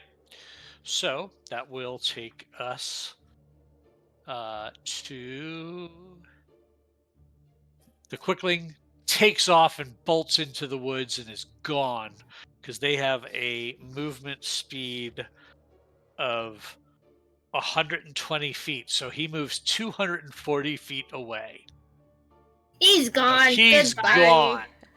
He's in the next county over. And we can drop out of initiative as you guys have taken care of these fey heathens. Is the You have a Darkling still there? prisoner. Yeah, you have a prisoner. Yeah, Sia's gonna skip over and just kind of stand in front of him and look a little cray-cray. Crazy little girl that already caught somebody else on fire just blew up one of their other people, and she's kind of like... So, when the Quicklings dropped, did they, like, poof vanish, or are there, like, corpses hanging out? No, they're corpses. They're there. All of these creatures are here. They're corpses. Okay. Gregor looks at Sia and Kerrigan. Let's watch those two. He's gonna go over to the closest Quickling to inspect it. He's going to, like, they have pockets? So you search around in their pockets. Yes, he's trying to search for items on them. Right. You do find, really strange odds and ends. Nothing that fits the descriptions of your items that you guys are missing, but it looks like these would be almost like things they've nicked but don't have any real value. So like random buttons off of a shirt or stuff like that. But you do find a note on one of them that says, let me get the name right here. 1 second. There's that book.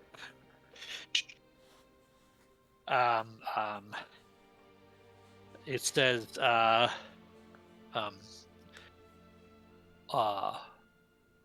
note says, bring all items to Professor Pascali at the carnival's Hall of Horrors.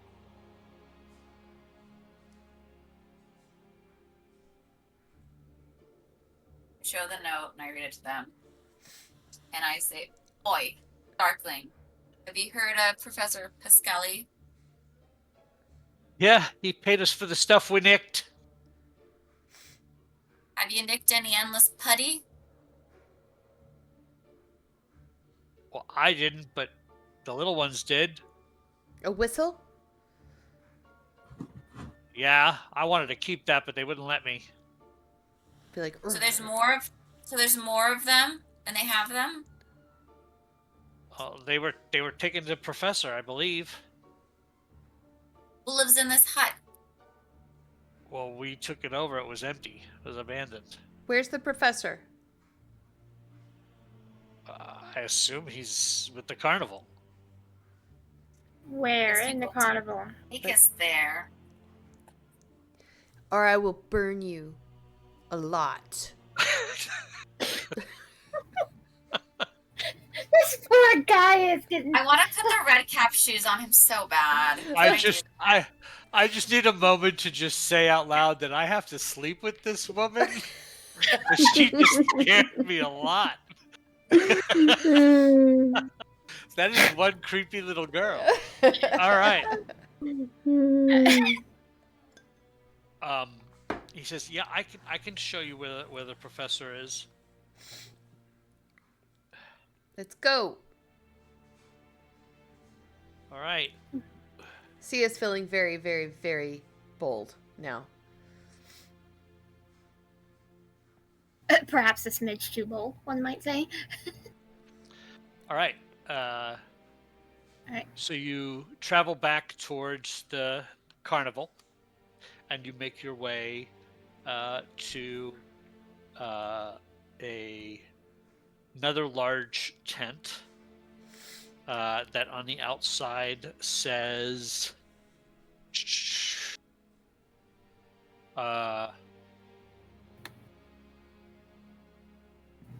the Hall of Horrors, featuring Professor Pascali's Pickled Punks. Pickled what? Pickled punks?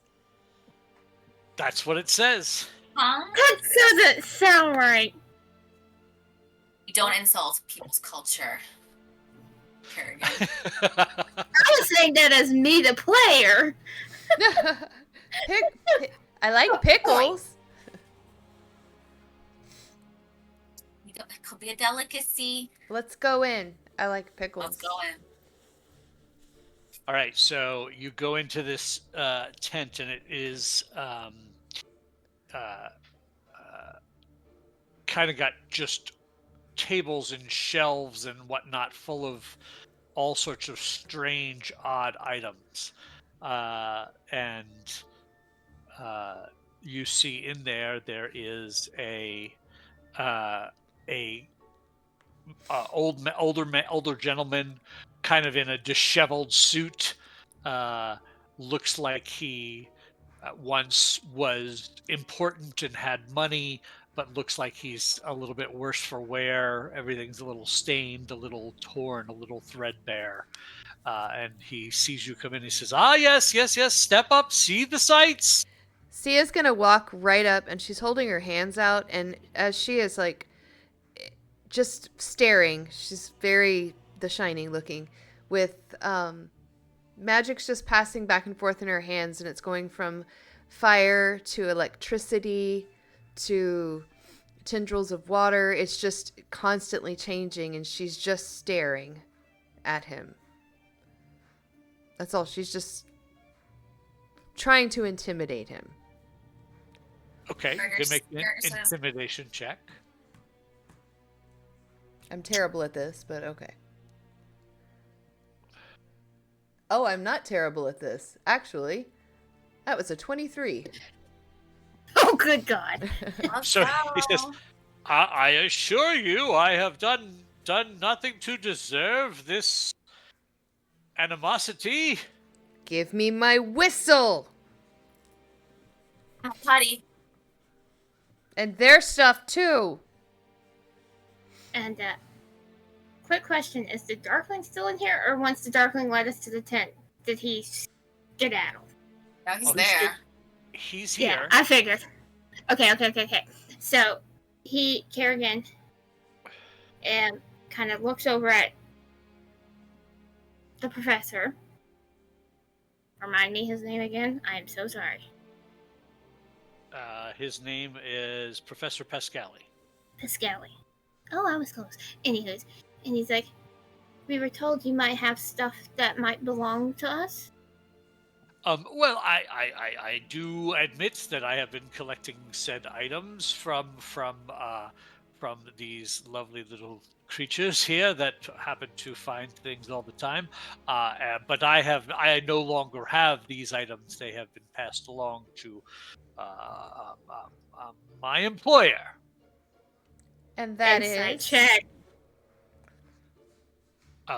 That would be Isolde. She leads Okay. this caravan. And where is she? I would imagine in the big top. Hi. Kid, are we rounding him up too? Come with us. Come with I- me. I don't need to. I don't need to go I anywhere. said I'm the kid. perfectly. You're coming want it. with me. I want to insight check the professor. Go ahead. Hmm. 13. The professor is far more scared of his boss than of any of you. Come with us. Can we take him Go. with us? I'm gonna look at everybody because Yeah. I'm being bossy, but I don't even know if it'll work. Oh yeah, join your friend over here. Let's go. Burger's like smacking his rolling pin against his hand. All right. I have a flower one, and so that's what I imagine he has. He has the flower one that I own. It's not like a wooden one. That's great. All right, so you head off to the tent. Mm-hmm. All right. You make your way to the big tent. There's no active performance or anything going on at this time.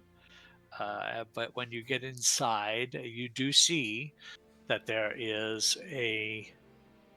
Oh, let me find it. 1 second. Hold, please. I feel like as we're walking, Sia's gonna get a little big for her britches and lose control every now and then and kick off a sorceress burst periodically and accidentally. Oh no. Oh no. And Kerrigan just looks at her and is like, as long he just says, don't set me on fire, please. I am wearing lots of metal. It would hurt. So, standing in the middle of the tent is a woman who looks to have kind of some resemblance a little bit to Madame Ava in terms of like her skin color and possibly heritage, but is a little bit younger and more uh, more polished, as it were, like a performer would be. And as you enter the tent, she says, "Ah, newcomers. How quaint. I'm sorry, there's no performance this evening. Is there something I could help you with?" We're not looking for a performance. We want what was taken from us. I got 2 witnesses that says you've got them. I am most assured that nothing could be farther from the truth. There is a rule against stealing here at the carnival. Whose rule? Why, mine, of course. I want to roll and see if she's lying. Please make an insight check. I would also like to. Please make an insight check. 17. 18. Definitely lying. So really, where are our things? I assure you, I know nothing of which you speak. Liar. I look at the Darkling and I say, if you can't get her to give it back to us, kid's gonna finish you off. Hey, I want none of this. I really don't want any of this. I nope. And he's actually looking past you at her. This is when I feel And like she a says that. sorceress burst needs to happen. All right. That would be us rolling initiative then. Oh, go. Oh, good. I was just having a little magic hiccup. Sorry. But there's an awful lot of room in this tent. Be ashamed. Got 7. 21. 15. Hold on one second. Oh, sorry. 21 for Sia. 15 for Kerrigan. Kerrigan. Okay. 7 for Gregor. 7 for Gregor. And Maddie? It was a...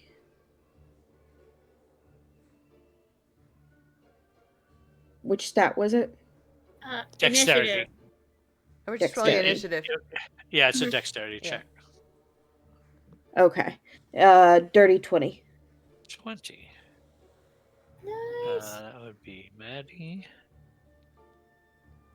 And now I need to find... Where is that one?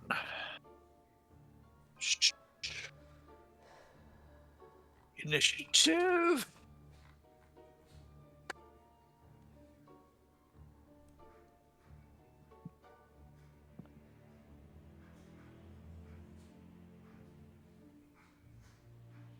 Well, as fate would have it, Sia, you are first. Ha ha. Tell him, kid. Well, Sia's just gonna march forward. Not too close. Right about there. Okay.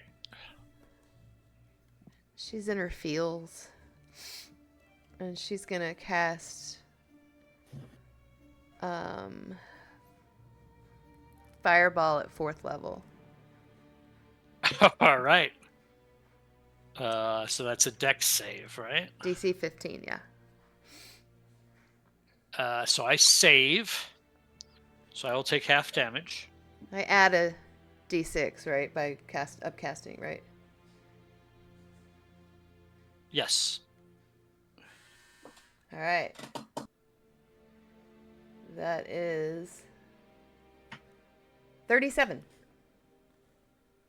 So half of 37 is 18 points of damage. Give me my whistle.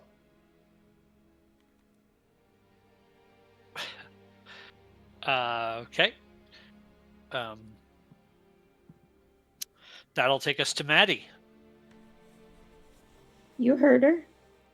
You really don't want to see what she does when she gets angry. I assure you, neither do you.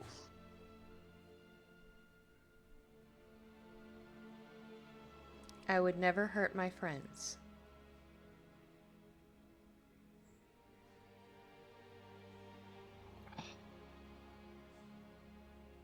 I'm gonna... Let's see.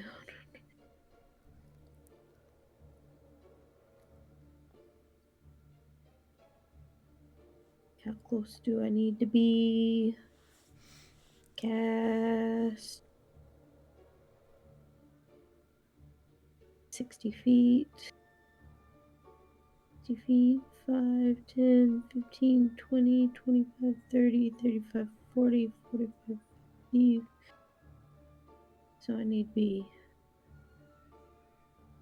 5.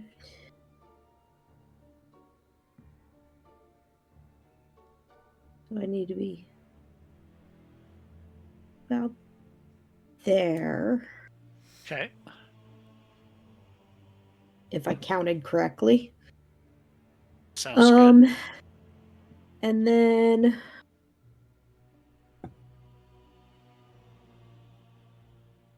I'm gonna cast.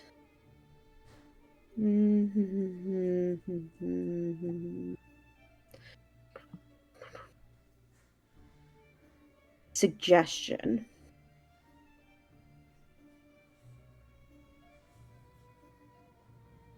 It's a. Right. Oh, wait, that's 30 foot. I promise I can read. Yeah, you're much further So- away than 30 feet. So I move to there. I use my bonus action to Misty Step 30 feet closer. Okay. 5, 10, 15, 20, 25, 30. So that should put me You are within 30 feet now. 30 feet. Yeah. And then I cast Suggestion.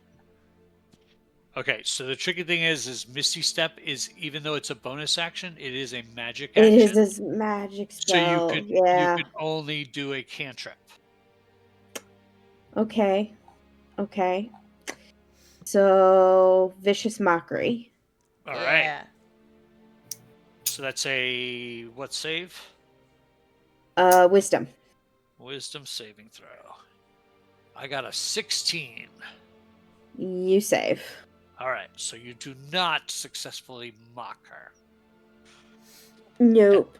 And now it is her turn, and she just slowly saunters up right to you. Oh. This was a mistake, my dear, she says. And the first thing she does is lean in and whisper in your ear, please make me a wisdom saving throw. You got this. Wisdom. Ooh. Yeah, with my -1 wisdom. You got this. Great. That's gonna be a solid 2. Oh no! All right. Woohoo! So as she whispers into your ear, you are immediately stunned due to a fear that comes over you. What would Madeline fear?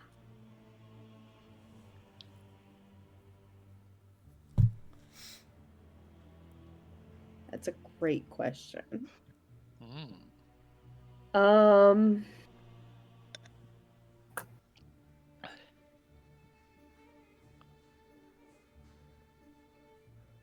She fears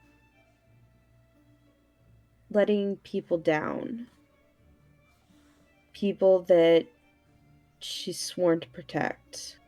Ah. She fears losing control and not being able to regain it. So you see some of those people you would classify as those you would normally be protecting. And you see yourself unable to give them the protection they need in that moment. And it paralyzes you and you are stunned. And then she pulls a blade out from under one of her robes and stabs you twice while you are stunned. No! Okay. First attack is a 24 to hit. Yeah, that hits. Okay, this is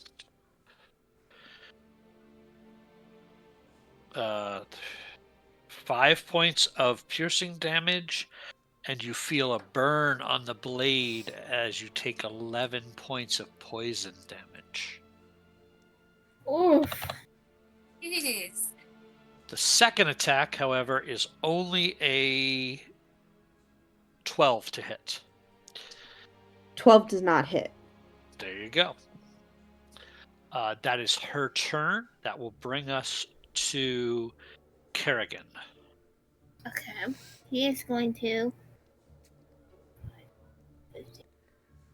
30. Am I within 30 feet of her? Or no? 5, 10, 15, 20, Oh, never 25 mind. feet. Never mind. This is within 10 feet. So, nix that idea. He is, however, going to channel divinity, and he is going to do abjure enemy. Ooh. It says Nice. shoot. This is an action now, Uh-huh. and choose one creature within 60 feet of you that you can see. That creature must make a Wisdom saving throw, unless it is immune to being frightened. Fiends and undead have disadvantage. I am immune to being frightened.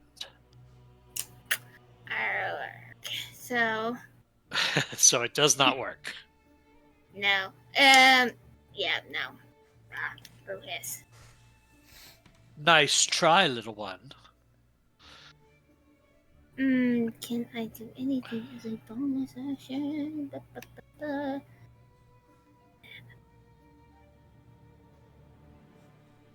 No. Okay. Well.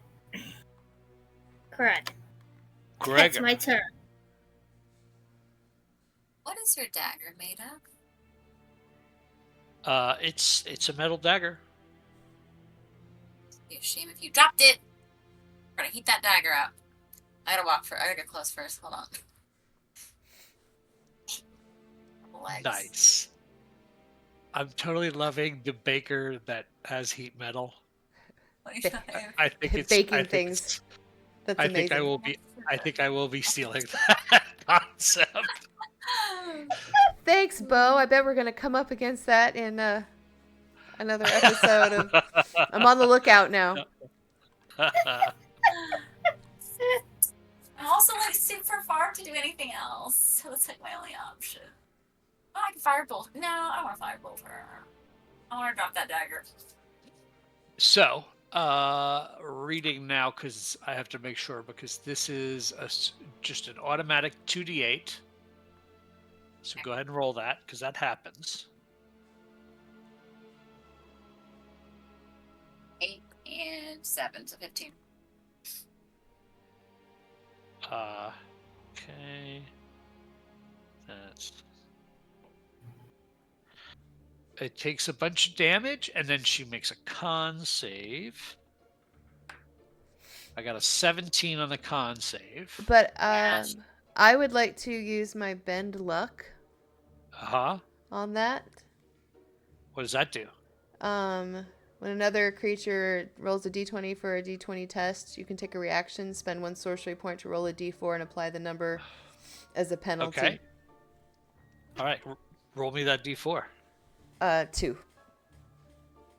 All right. So that would take it down to a 15. Mm-hmm. Does that still save? So that's to be over or under my spell save. If it meets it, it beats it. Yeah, beats it. Okay.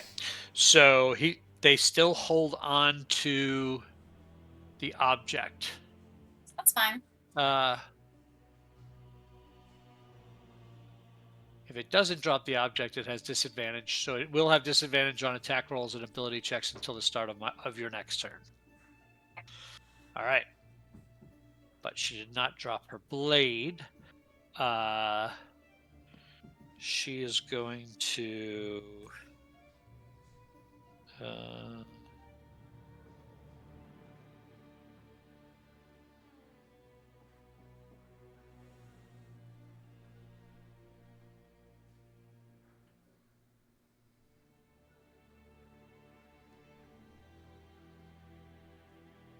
The pause. The suspense is killing. Sorry, I gotta read this. I know. I'm joking with you. I'm just totally messing with you.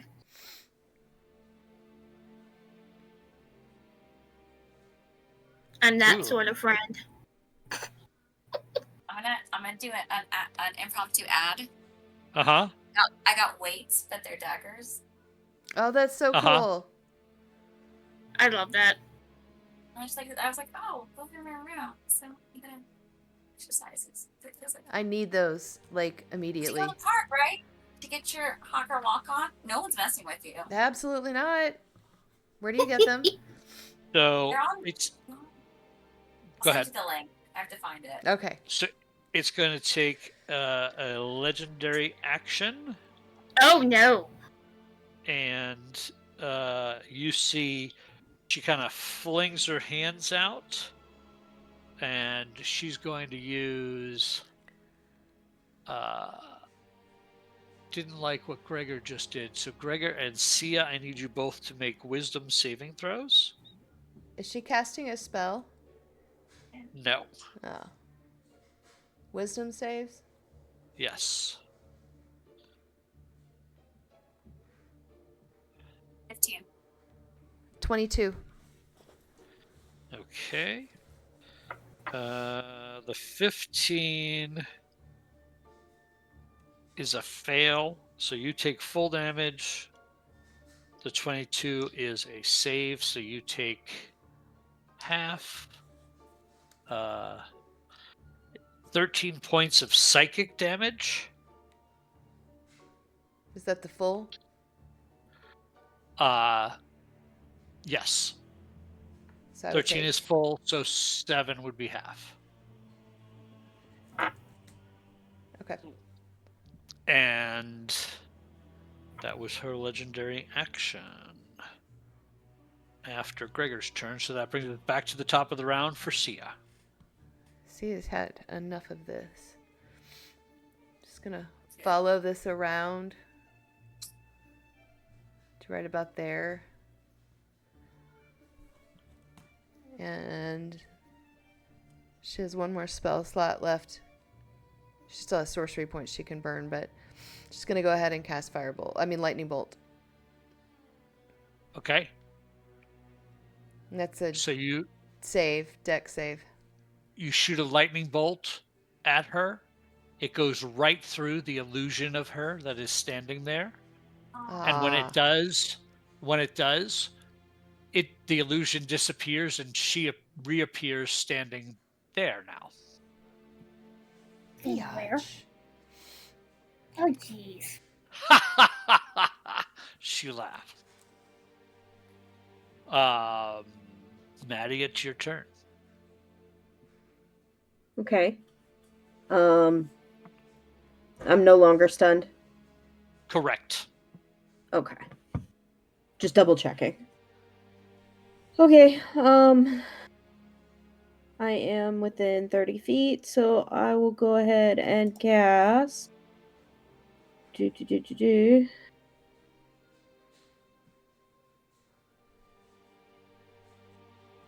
I'm gonna cast. Sheet is frozen. Okay. Now it's wanting to work.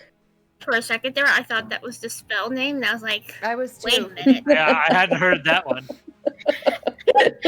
No, my character sheet decided to freeze up on me there for a minute, and I was I'm definitely with you now. Yeah. um, I'm so sorry, my brain tonight.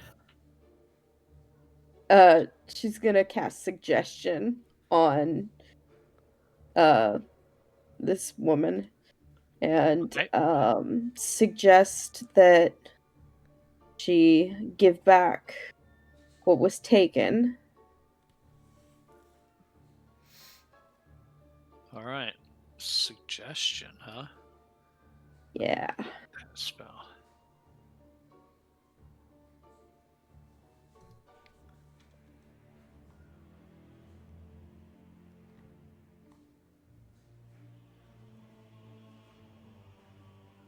Okay. So, you suggest a course of activity, which is give the stuff back, succeed on a wisdom saving throw, or have the charmed condition, or until for the duration, or until you or your allies deal damage to the target. She is immune to being charmed. Dang So it. it does not work. Who has? I had a feeling you were about to say that. Okay. Nice try, though. Yeah. Which is what she will actually say. And it is now her turn. Oh no. Okay. So she is going to step over to Sia and attempt to whisper in your ears. Give me a wisdom saving throw. Is this a spell? Nope. Damn it. She has no spells. These are just abilities. That's just not fair. I'm so sorry. Are you? I don't think you are. I'm not. 16. Oh, that is insufficient. So what is Sia afraid of?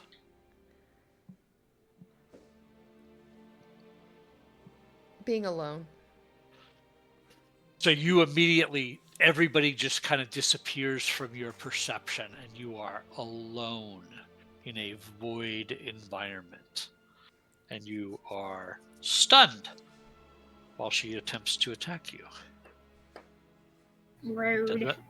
Does a 19 hit? Of course it hits. I'm a child. I'm just asking. That's 6 points of piercing, and then the poison is 8 more points of poison. Okay. Second attack. Second attack. Also Misses. Of course it does. That's what I thought. That will bring us to Kerrigan. Okay,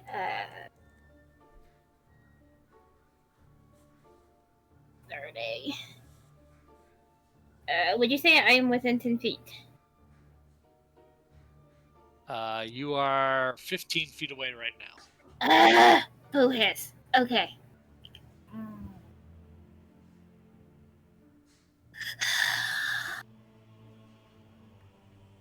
Fudge.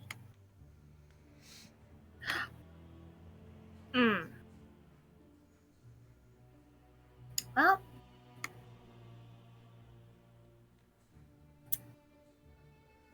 I am going to, as a bonus action, use Misty Step to get Okay. the Right up to her if you want. yes. Oh, crud! Where is?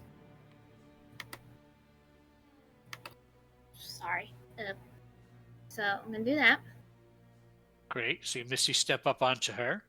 Yes, and can't do hold person, which is what I really wanted to do. However, I can still take my broadsword and attack her twice, Absolutely. which is what he will do. The first one, that's probably gonna miss. That's a 12. That will miss. And the second one is that's better, a 22. That will definitely hit. Okay, so he kind of messy steps right next to her. He just kind of like takes this one and just makes this one stabbing motion, like right into like gut, and that is a 7 slashing damage. 7. Okay. Mm-hmm. You've made me bleed. There's more coming. She is going to use a legendary action and take a swipe at you. But I'm pretty sure a 13 is going to miss. It misses, yes. Okay. That will bring us to Gregor. who comes after me? It's the top of the round. It'll be Sia. Good. So I'm gonna enlarge her. Haha. You're enlarging And Sia?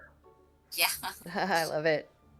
And so she's increased by 1 category, so she also has advantage on strength checks and strength saving throws. The target's attacks with its enlarged weapons or unarmed strikes deal an extra 1d damage on a hit. Nice. Let's do that. Now I'm like, Yeah. You just walked out.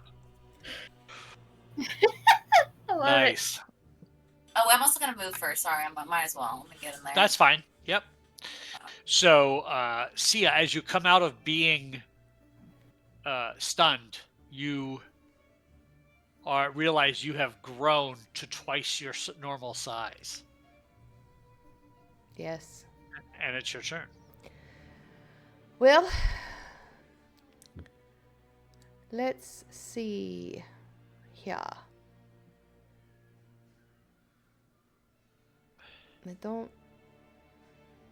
like everything I have is ranged. All right, I'm just gonna cast Thunderclap. All right. So Is that a saving throw? it is DC 15. Okay. What type? Thunder. Oh no, sorry, my bad. Con. I got a 12. Okay, you fail. So does my damage? What do I add to it? It should be 2 dice instead of 1 die if Okay. it's a cantrip. It is. Okay, so that's 9 points of damage. Ooh, nice. Slams into her. Does there another effect for Thunderclap, or is it just the damage? It's just that. Just that. Okay. All right. That was Sia. We'll take us to Maddie.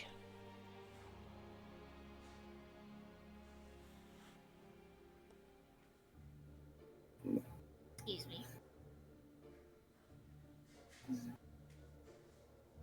What you got, Maddie? Okay. Got people surrounding him.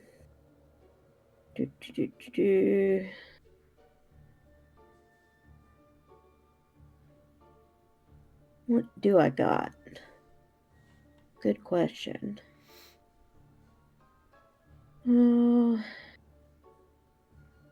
Let's go with Dissonant Whispers at 2nd level. Okay. I need a Wisdom saving throw. That's a total of a 6. Okay. So they take full damage. It's going to be 15 bludgeoning damage. Dang. Resist Is there another that. effect, I think? Is there another effect to it? Dissonant Whispers. On a failed psychic damage. Must immediately use its reaction, if available, to move away from that which is causing it to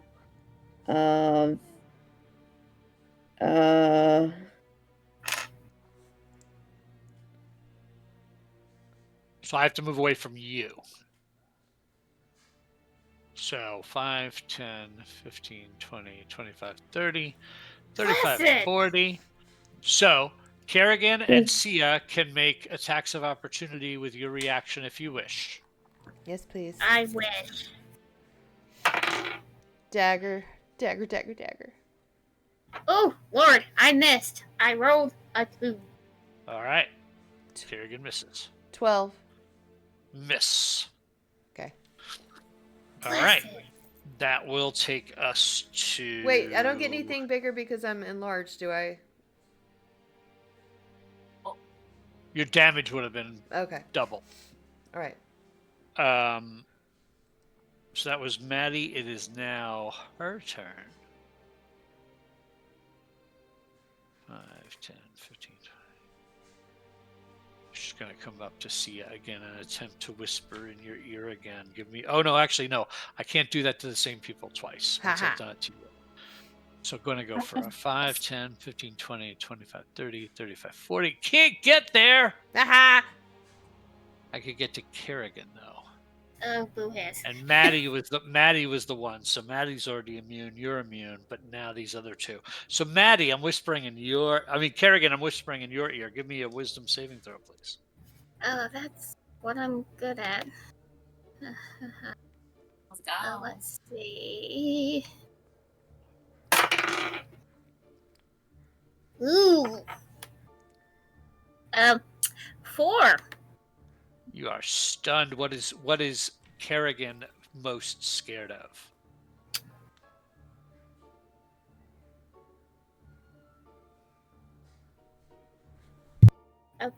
Going back to his home and seeing nothing there. To see it So gone. you see a desolation of your homeworld. All right, you would take 7 points of piercing and 14 points of poison damage. Oh, lordy. I rolled really high on that. Yes, you did. All right. That was her turn. Takes us to Kerrigan's turn. Am I stunned at the end until the end of my turn? Yeah, Or you're only stunned while she's doing the attacks on you. okay. You're fine after. Okay. Finally, I'm within 10 feet of her.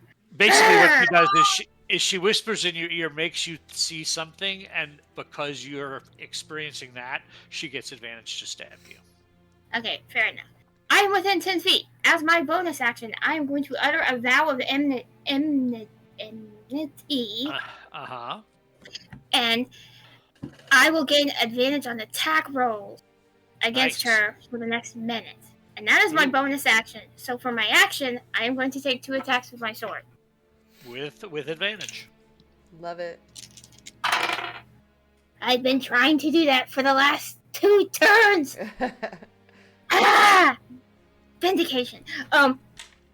24. That will hit. Oh, Nice. That will hit. And that is well, that's not super great damage, but I'll take it. That is 5 slashing damage. Okay. And we're gonna do it again.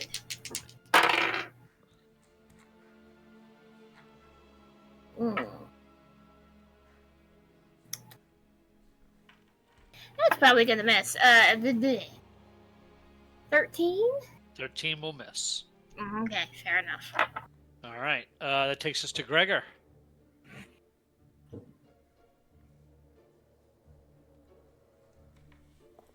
what I'm gonna do? I'm gonna run up to her, and I'm gonna cast snare, and I'm gonna make her stuck there, and then I'm gonna use a bonus action to run away. Snare. So I gotta be 5 feet. So I gotta run up to her. So I'm 5 feet away. So then I use a rope to create a circle within a 5-foot radius on the ground on the floor. Well, can I cast it around someone or no? Can I cast it around myself? So snare No, takes a minute to cast. This is like something you would prep ahead of time or something. Okay, Pig. Can I put it around myself? Because I know she's coming after me. Because I see her going. No, but it takes a minute. It has a minute casting time. It's not an action. It's a minute to cast snare. So it's something like you would take 10 rounds to cast it. Oh. Yeah, no, time works really weird here. It's meant to be something you would like cast at camp or something out of combat that you would set a snare. It's going differently. That's okay. That's okay. We're gonna do. Okay, so someone tried to use Firebolt before, right? Sia did, and it didn't work. No, Sia cast a lightning bolt at her illusory image because she had transported herself away from it. Firebolts should have no problem if it hits. It's just gonna hit all of. Oh, firebolt. Yeah, that's fine. Yeah, let me go here, and then go that way. Okay. All right, we'll do that then. So go ahead and roll your attack with firebolts. You can do it. So then I roll a d20 first, correct? Yes. Or do I just roll it? Okay. 17. That will hit. Now I get to roll 2d10. Correct. Let's go. 4 and a 7. So 11. Yes. All right. So the firebolt slams into her, and she says, "You're next." Wait, bonus action. I'm gonna run away. That's fine. I'm gonna... I panicked. I expeditious retreat. Yep. Gotcha. Valid. That will bring us back around to the top for Sia. Okay. Yeah, keep going. Perfect. I'm going to cast Chromatic Orb. Okay.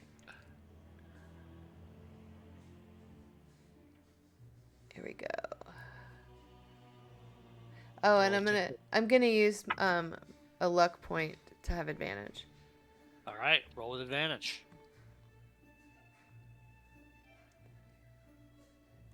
13.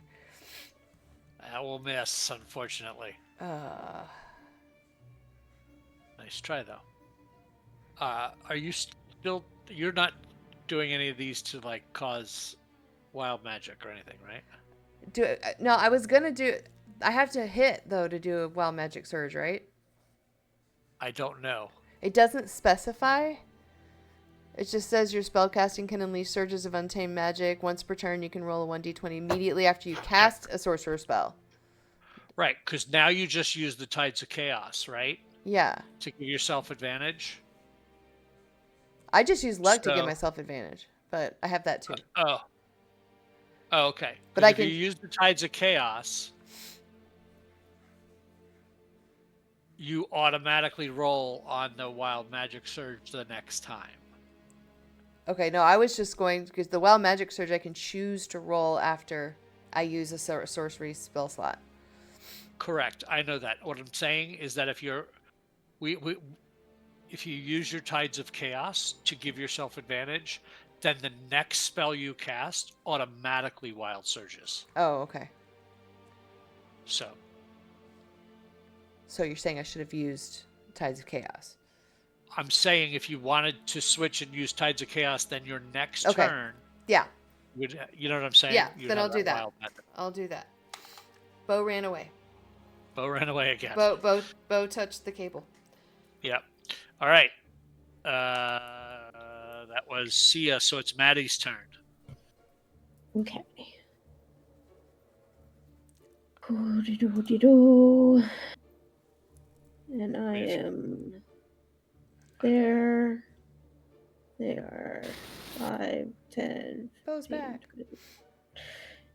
Yeah, I'm within 30 feet. Okay. Your face. I took my snack. Technology, jolly good. At the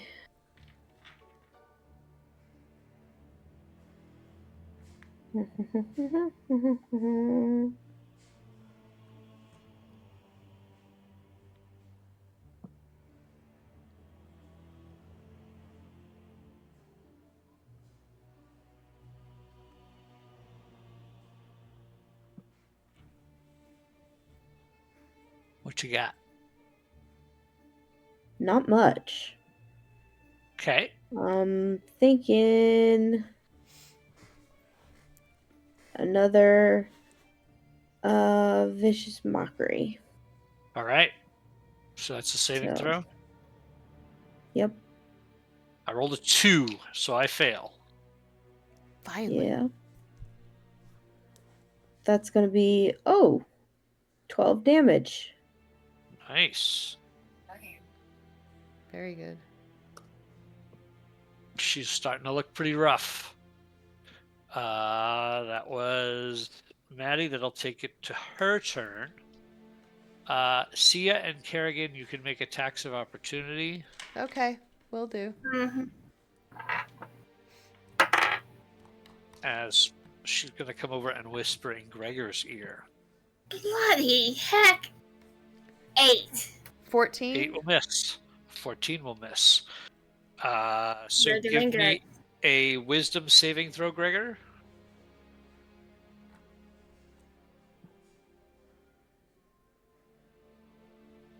You got this.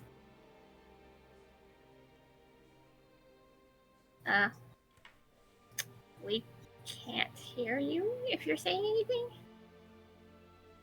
Oh. Come on now. Yes. Yep. Yes. Yep. Yeah. Okay, cool. That one. Oh. Oh no! All right. No, So we didn't. what- We didn't hear that. Sorry. Wait, Did you wait, say? roll again? Did you say 20? I think she said 20. So what would Gregor's greatest fear be? A cave-in. Ooh.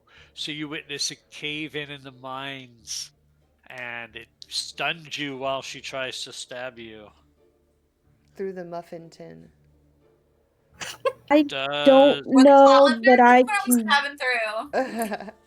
a 19 hit? Yes. All right. So you take.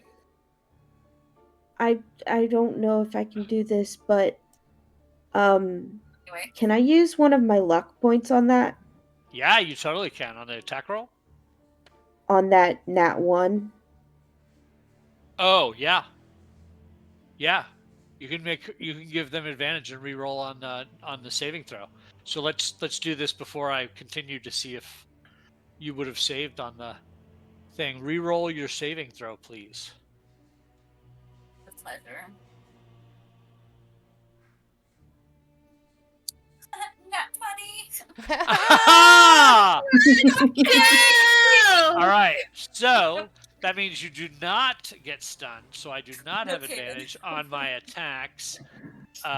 So rolling that straight, that's only does a 14 hit Gregor. No. Second attack is even worse. So miss. Ha-ha. Nicely done. Let's go. That'll take us to Kerrigan's turn. Okay, he is going to. Jeez Louise. I can't. What the heck just happened? Okay, he's there. Very tiny, but he's there. I don't know what just happened. I'll fix it. And he is going to. He's going to attack with his broadsword. And I'm going to see Okay. if this hits before I do what I want to do. 17. 17 will hit. Okay, I'm adding a second level divine smite, which would be 3d8 on top of the 2d4. All right. Quick question: is she a fiend or undead? No. Okay. The slashing damage is 8 slashing damage and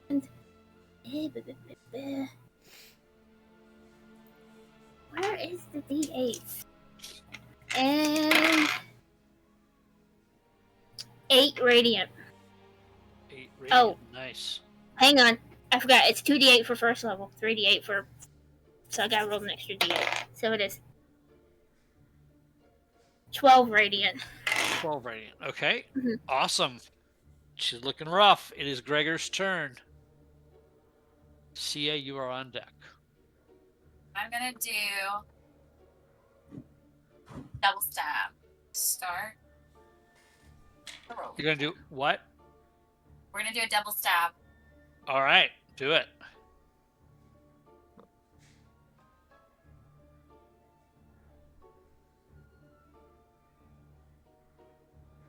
Plus which one? Strength? Whatever Oh, your no, I got it. It's 21. Remember now. 21 will hit. Okay. So this is with the rolling pin. And you'd add your 5. strength modifier to the die roll. 9. Total of 9. Nice. Then I have to roll again to see if the other one hits, correct? Right. And then the damage on this one is without the strength modifier. Okay. That's a 10. That'll miss. Okay. All right. Sia. All right, Sia is going to just move over here by Madeline. Actually, like right there. Uh-huh. She's You're going- actually large, so you take up 4 squares. Yeah, okay. I'm going to go ahead and burn my last, because I'm spending 5 sorcery points to get a spell slot. No, I know, I lied. I can upcast it. I've got 1 4th level back left. I'm going to cast Lightning Bolt at 4th level. Okay. Because So I'm Dex tired save. of this woman. Yes. She got a 23 on her save, so this will be for half damage. Okay. That's cute. It's 34. So half of 34 would be 15, 16, 17. And then this should trigger the wild magic, right? Yes. So roll me a D%. It's a 10 and then the one with the 20, 30, 40, right? Yeah, if you grab the one that says 20, Yeah, 30, 40, and yeah, it'll just roll it. Yeah. 89. On the Wild Magic Surge chart. Up to 3 creatures of your choice that you can see within 30 feet of you take 4d10 lightning damage. I'm The only key choosing phrase her. there is up to. Right. I'm only choosing her. So roll an additional 4d10, please. Will do. 20. So this gigantic child steps up and shoots lightning that continues far longer than it should out of her hands and completely fries to a crisp this being. And as she does it, she's like, "Where is my whistle?" And on her corpse, you find your 4 key items. I'm going to run over my large form self and grab my whistle. As you are getting your stuff back and you see this creature no longer looks like what she looked like when she came in. She was obviously impersonating this woman who ran this carnival. She is not who she seems to be. She did. She is long dead. You have your individual items back. What would you like to do now?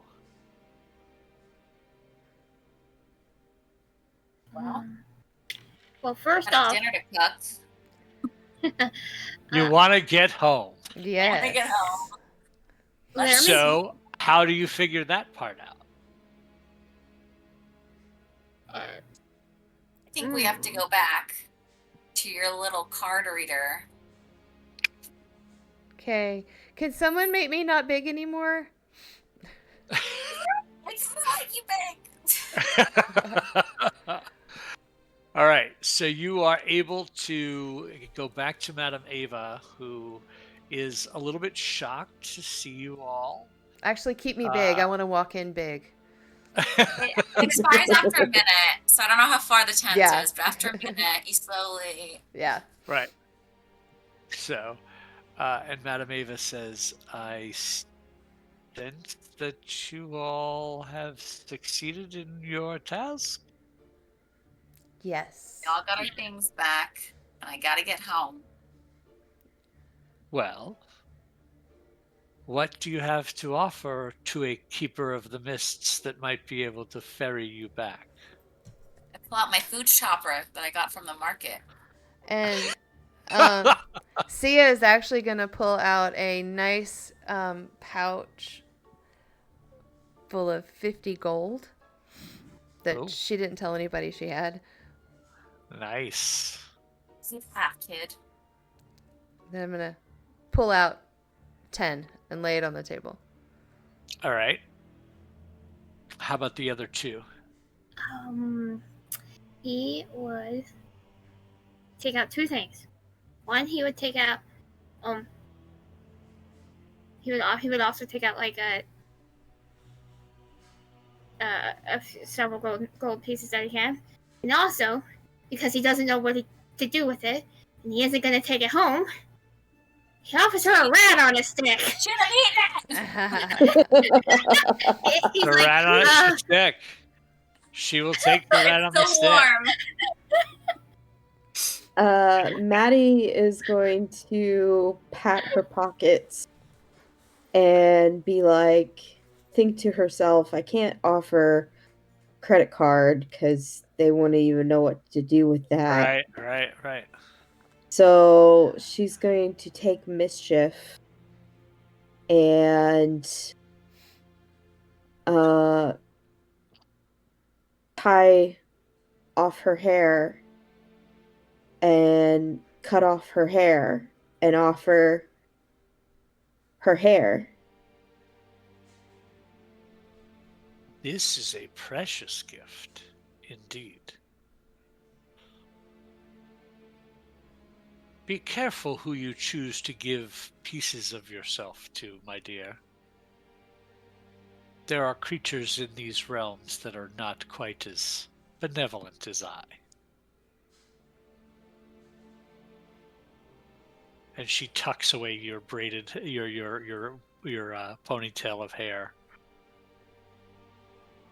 And she gestures, forms a mist in her tent, and she just, it's encircling you all, and she says, simply step in, and you will return home. I take Sia's hand. Let's go, kid. You smell like muffins. Do you have any of those? Will you make me some? I'll give you the recipe when we see each other next. Okay. Anybody choosing not to step into the mists?